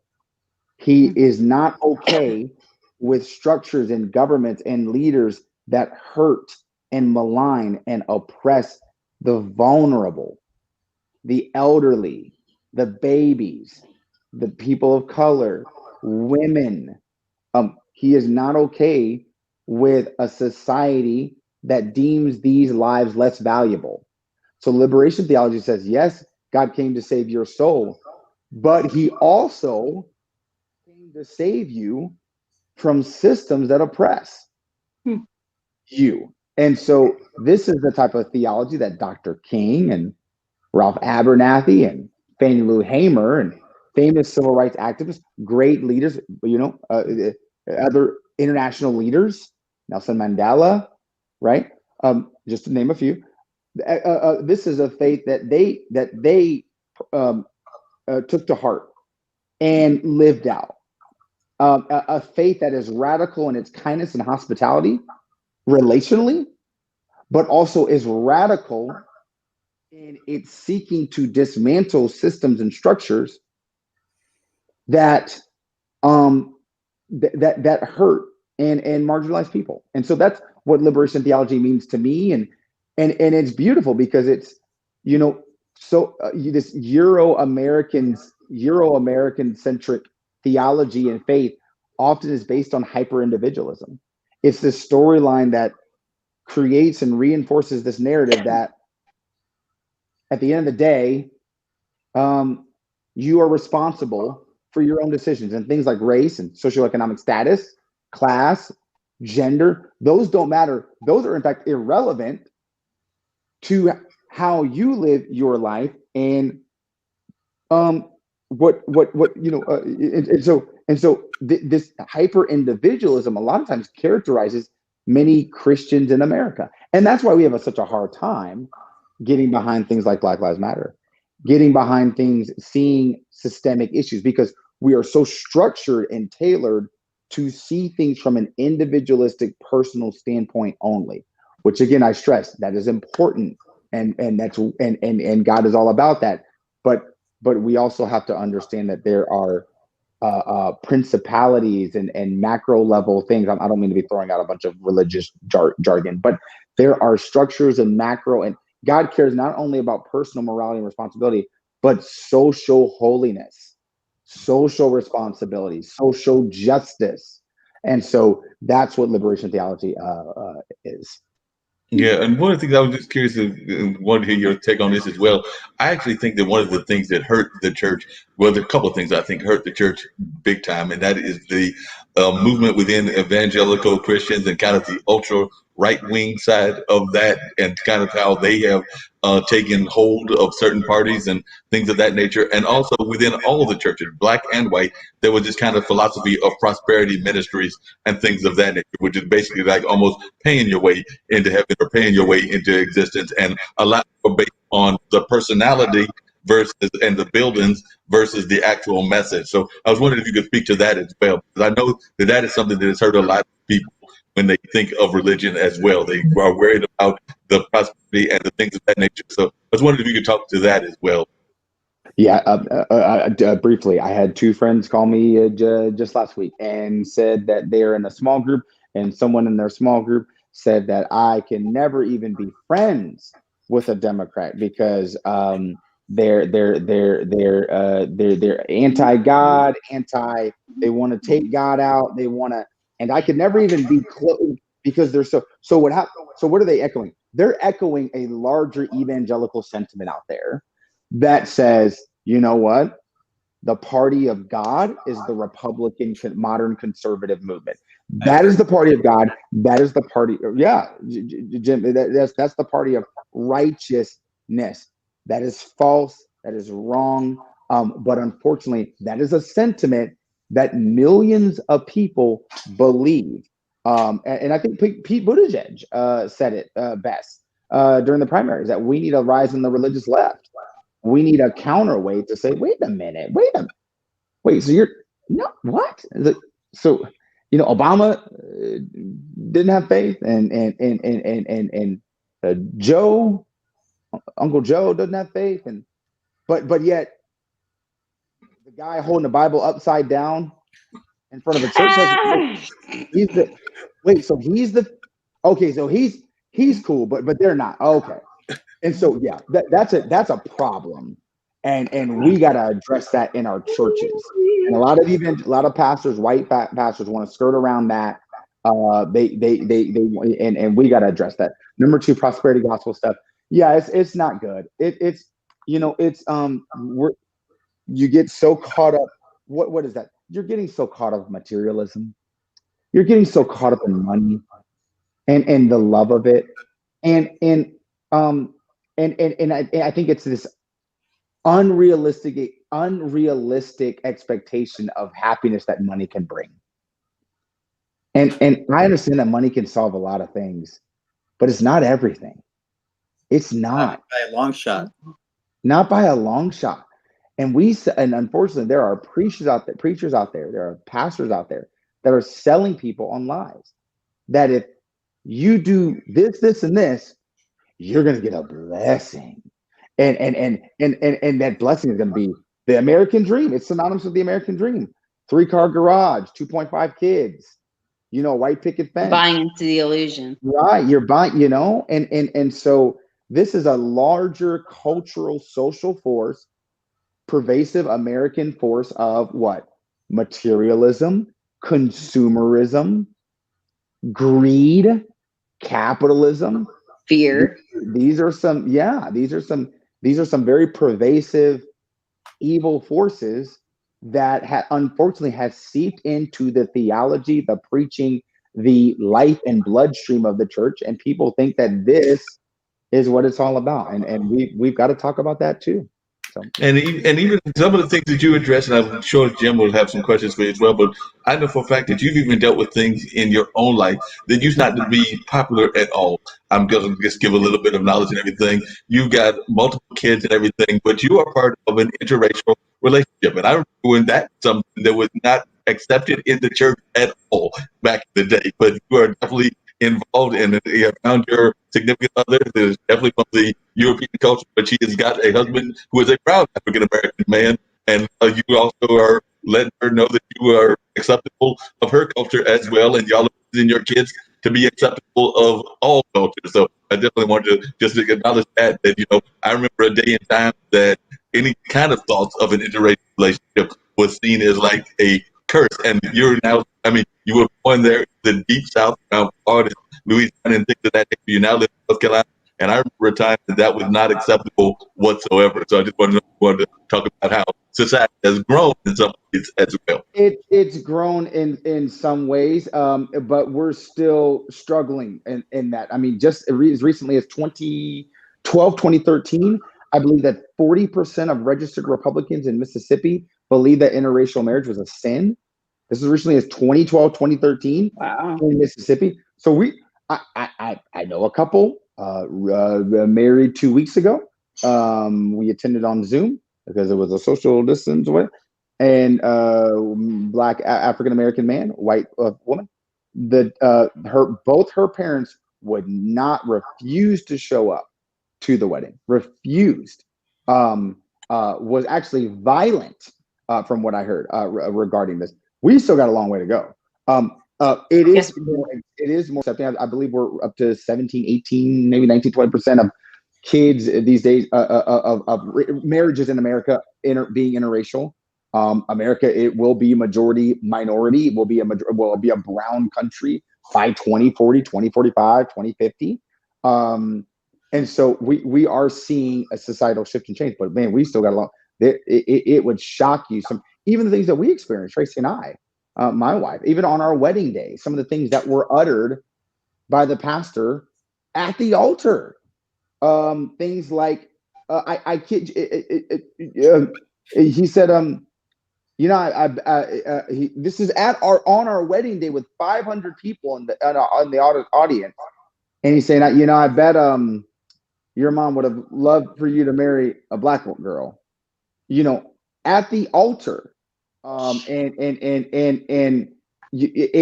this is a man that said at a staff meeting to me and another black staff member who also was married to a white woman. He said, "Hey, look at Darrell and I'll just say his name is Jimmy. Look at Darrell and Jimmy. They're reconciled. They're sleeping with white women every night.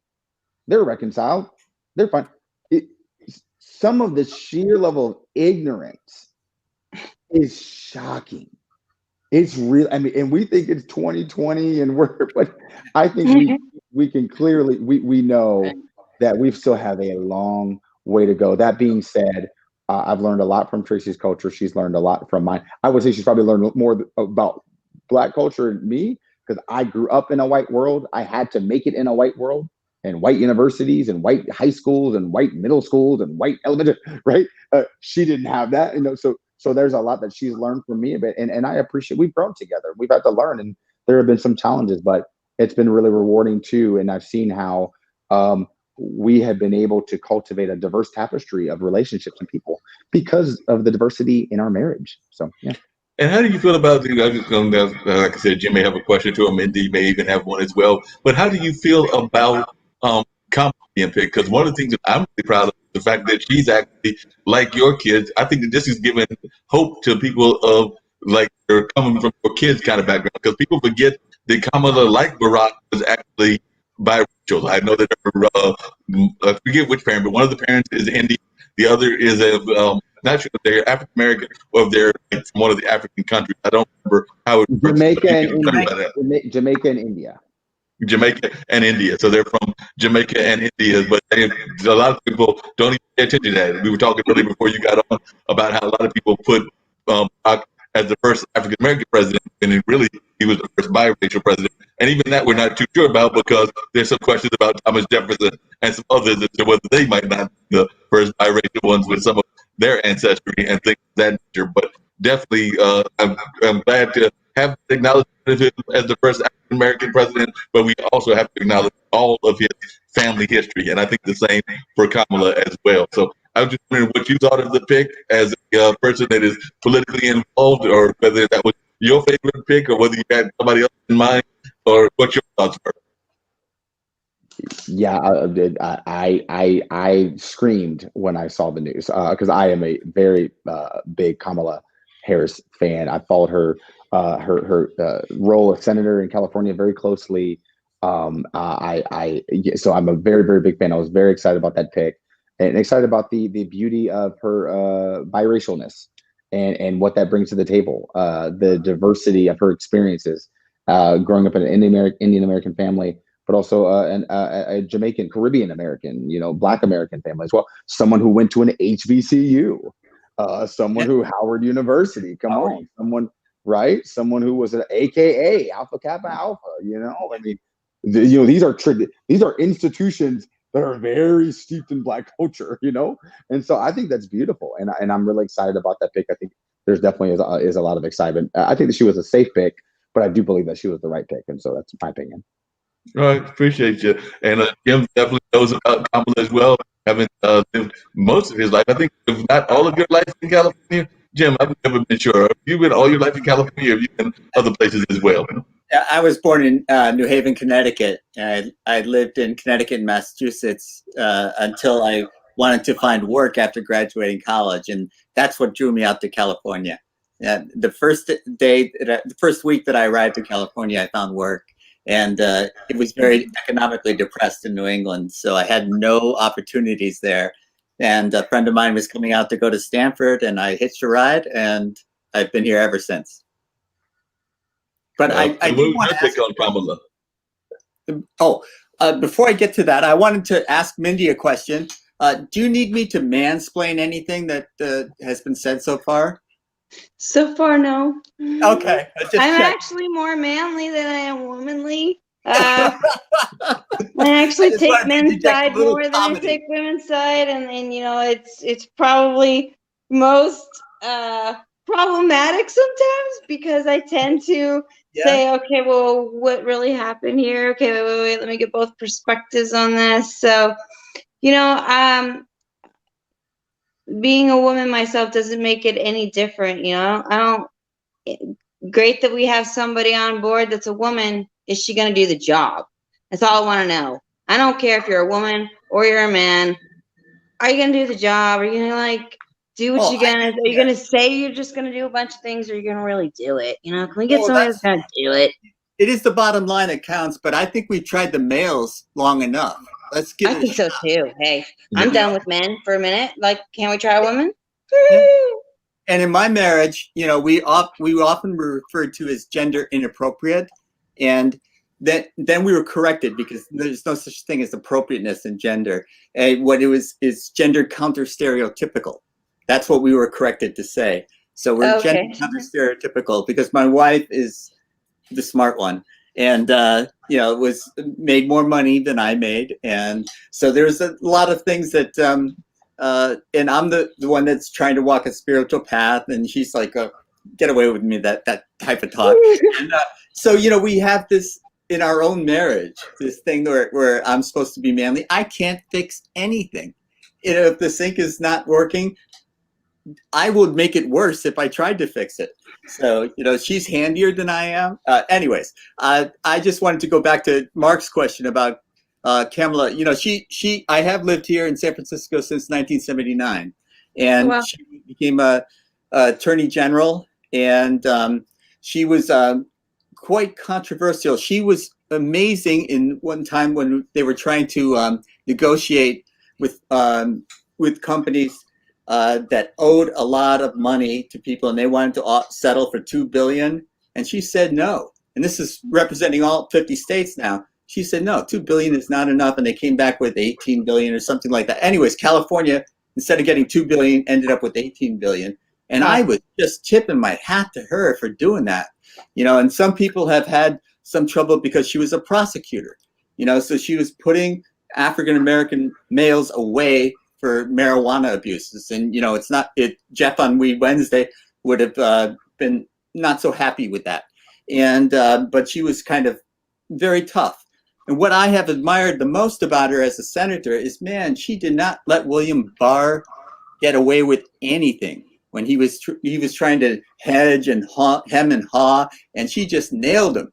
And she had Jeff Sessions squirming, saying, hey, it's going too fast. I'm getting nervous, And so as a prosecutor, as an intelligent, smart woman, I think she brings a lot to the table. And I do think that whatever, every human being has pluses and minuses, and we can concentrate on her minuses, but let's look at the pluses for a minute.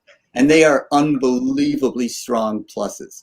And so I have optimism by this choice. I think it is an intelligence choice, and she's going to be portrayed by the radical right as a radical leftist. And she's nothing of the sort. She's a very moderate person when you look at how she moderate left, maybe, which is pretty much what Joe Biden is. So he picked somebody that is consistent with his philosophy of governing as well. So I think that this is a great pick. My personal favorite would have been Stacey Abrams, but I'm not taking any. I'm not sorry at all that he chose Kamala. Same here. That would have been my Stacey definitely my favorite that I had any whatsoever. I actually like, and this comes back to some of Mindy's background. I actually like Tammy Duckworth, partially because of military background and partially because of some of the things that she had been involved in and things of that nature. So that would have been one of my chops. But I think Kamala would a good pick, and things of that nature. Reverend Briscoe, and we're going to wind down very shortly and everything, but I did want to find out from you. There has been a movement in the society. This was even before Corona, and actually Jim kind of alluded to it, toward more of a spirituality versus a religious belief and everything. What is your take on that as a religious leader? Do you think that's a good thing? Do you think that that's just the right thing? Or what is your take on it? Because there has been more of a push of type people being more spiritual, mindful, kind of like a more universal kind of thought pattern in my mind of defining what spirituality means. But it does seem like we're getting away from more of the religious institutions and more of a push for spirituality. So I was just wondering what your thoughts were on that.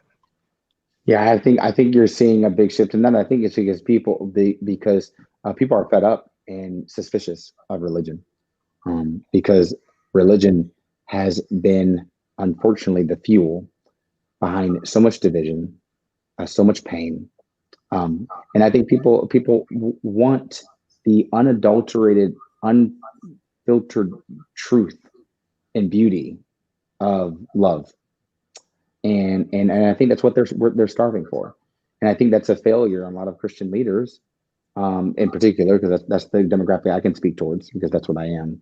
But and I think people are fed up, and so I understand, and it's sobering, and I think that I would do well, and my colleagues, women and men, would do well to understand where people are, how they got there, and what we need to do to help them, and help our and be closer to this radical love, that Christ talked about. And so, Definitely. Definitely. I would agree with that. I think that's more of what we need. Like I said, we're winding down everything. So I want to thank all of y'all for being on. But before we get off, I want to hear from everybody. They're kind of like some one of my rituals on all the shows that I do here, as well as some of the other of your final thoughts of words of wisdom, words of encouragement, words of things that you would share with others that are watching, whether they're watching now, whether they're going to watch it in the replays later on. But as part of the online dinner party, as well as some of the other shows that I do here on IBM.TV, I would like to hear your words of encouragement and things of that nature. So I'll defer to the trying to think, well, I'm going to save the lady for last because she's always got some great things to say and things of that nature. So I'm actually going to defer according to age. So I'm going to come to you first, Jim. So, Jim, if you should share your words of wisdom and your thoughts of encouragement that you would give to folks. Yeah, first off, do no harm. And also try to ease pain and suffering. Ease the pain and suffering of others, and also be kind to yourself. And don't let yourself suffer. And this is one of the things that I would like everyone to behave in a way that you were talking about, treat others as you would like them to treat you. Well, do better than that. Treat them like they are a gift from the divine, and cherish them. And also be kind to yourself. No one is perfect. We cannot do everything that we wish we could, but that's okay. You're okay just the way you are. Thank you. Along the same lines, Darrell, what kind of advice would you give to folks as well? I'd love to hear you give your final thoughts, words of encouragement that you would like to give to people. You oftentimes do a wonderful job of that when I've seen you give your sermons and things of that nature. So I'd love to hear your words of encouragement now as well. absolutely, I agree with a lot of and I echo the sentiment of Jim. I think that it's so important for us to give ourselves grace, especially in this time, to give ourselves the grace to adapt to the very real shifts that are occurring, and that have impacted our daily rhythms of life. So we've really got to give ourselves grace. We have to be kind to ourselves. We have to treat ourselves well. And I think that we have to be radically hospitable and kind to people. We have got to go out of our way. We have to pay special attention to the vulnerable, to the least of these, and stand with them, stand in solidarity with them, stand with our thoughts, with our actions, with our words. And so I think that's very, very critical. Thank you. Mindy, it's on you. You joined me right here at the beginning, and I appreciate you sticking with me this whole time. But what words of encouragement do you have for folks, and words that you would like to share with people? You've shared so much today, but I would like to know what your words of encouragement are, and some of the things that you'd like to leave people with as a thought. Grow from the inside out. And if you can have an air plant or even an herb or any type of flower, grow for yourself first, then grow for others, like I do with food banks, child advocacy groups. And you might not have area for a whole garden, but maybe you can separate it and have a small space to grow. And if your kids are growing, teach them how to garden so they can garden for their friends and their community. And I believe if we thrive together as a community, then we can allow mistakes to be made and judgments to be dropped. And anytime our ego is involved, maybe that's when we need to kind of check in, because that's when we can lose a sense of ourselves and humanity. And I believe that if we grow together, then ultimately, once you've grown by yourself, you can figure out what's not in alignment with yourself so that you can begin to bring more people collectively, spiritually, whatever you believe in, and just strive to be better even in that moment. And if your morning was bad, well, you have an afternoon. If your afternoon and morning were bad, you have an evening. We have new moments to re-treasure these times. And I think people go to extremes and they say, well, my day was messed up. Well, why? When you have every moment to really thrive, you have every moment to change. And yeah, I've gone through some stuff, but I'm an eternal optimist, and I believe I'm a resilient warrior because of it. And I believe that I've made my mistakes, and I've crucified myself more than anybody has had to crucify. So I can allow other people to keep crucifying me if I allow it. But it's only going to be here that I free myself and I free my mind. And from that, I can move forward and hopefully inspire people to have one moment more so that they won't commit suicide, or they won't want to injure other people, because the abuse situation upon others is a reflection of ourselves, really.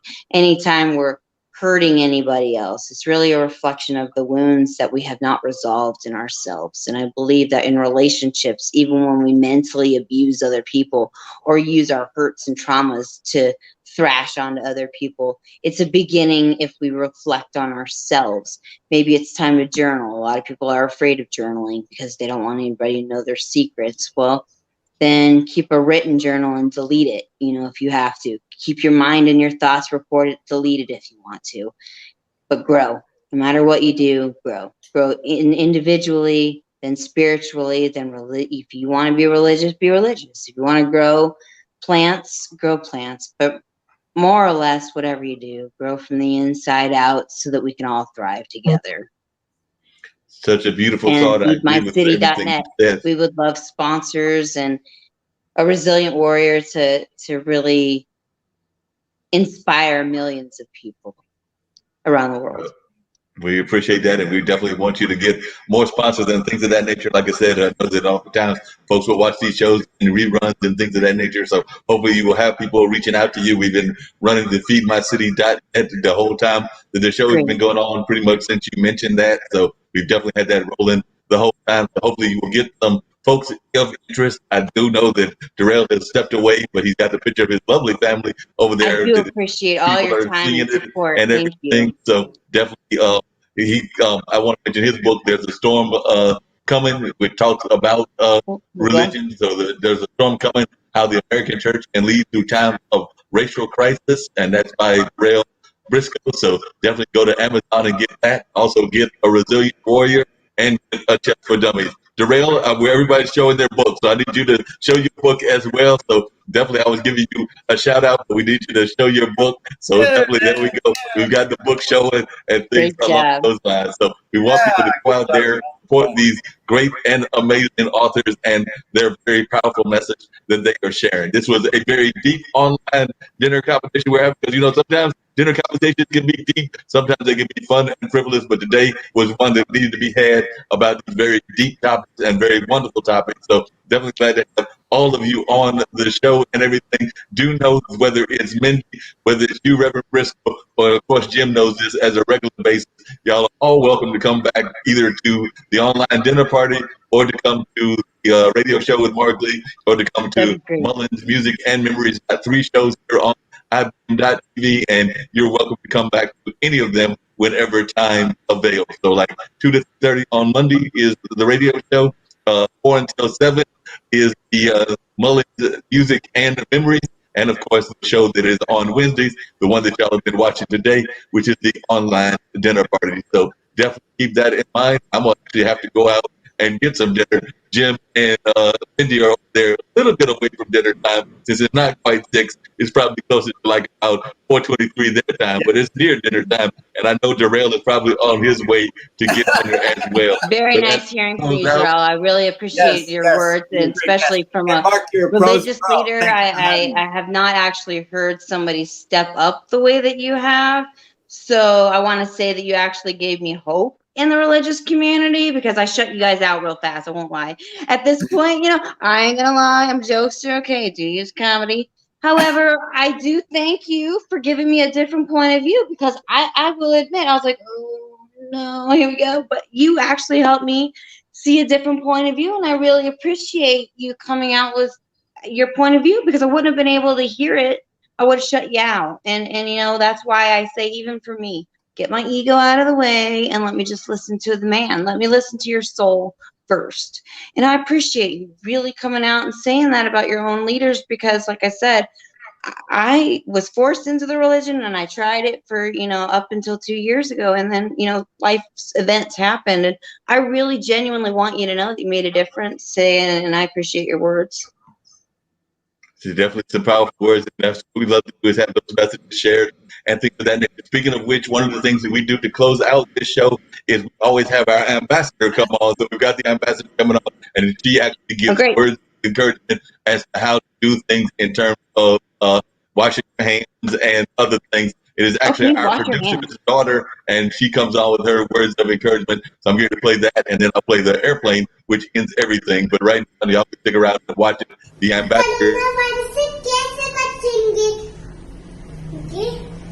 Hand होकर और ऐसे अपनी खांसी जब आएगी तो ऐसे करेंगे अच्छू अच्छू और कोरोना वायरस को धन्यवाद हमारा म्यूजिक सुनने का. She's such a beautiful, wonderful ambassador and things of that nature. So when the ambassador comes on and shares her message with us, everything, and tells us what to do in terms of, gotta call. That's great. What a beautiful soul. We definitely appreciate that. And as we wrap up the show, I want to thank all of you once again for being on. Do know that you are welcome back anytime that you are available. And we're going to get on the plane and fly on out of here. But there will be more great programming here tomorrow. We know we've got Podcasters Thursday, which goes on. They talk to the various podcasters. I will sometimes pop up on that as well. My friend Jacoby, who I think you know as well, the Reverend Briscoe, who is the on-the-field announcer for the Durham Bulls. He will pop in for the gaming activities, because he's all about video games and things of that nature. So that is some of the programming on Thursdays. And then we've got financial people that have got their things going on Friday. Jim has got Chess Without Borders, which is one of the programs that we have here as well. So we've got a number of great programs that happen here on a regular basis. Jim's got this, we'll call it a slight crush on this woman that does music on Sundays and things of that nature. So she does a great program about music, the Alexandria May Cafe, and is a great program. So definitely come and catch that out. That takes place on Sunday. Our good friend Zach does 2 funk shows, one on Saturday at noon and another one that exists on Saturday at noon, Sunday at noon. His 2 shows. Funk from the Front Seat is on Saturday. The Funk with Zach is on the Sunday.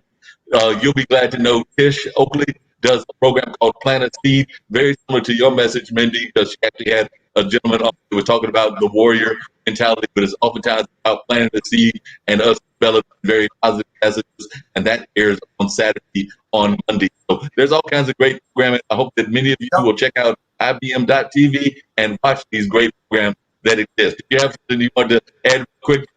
Yeah. Don't forget Spiritual Saturday. It's one of my favorites. That's right. Spiritual Saturday with Coach Kumar. I've actually invited her to come onto the show, on the radio show with Mark Lee. So she may be appearing Right on this coming Monday. We're over there talking to her on Facebook and things of that nature. So she is definitely another great show. And she's just Help me one of so the much. elements of Spiritual Saturday. But there are all kinds of great shows. There's also the brother from Nigeria that has a spiritual show as well, The Mind Closet. So I've got to there are be a on couple that. of great spiritual shows and That's so things early in the of that morning. nature. So definitely some Great, you guys. amazing Thank folks you that so are much again. involved, Thank you. and Nice we to look meet forward to you. seeing Nice you to meet as you. guests again. So right now we're about to have that plane take off and call it a day. Okay. Thank you so much. Thanks again, Mark. No problem. Bye, guys.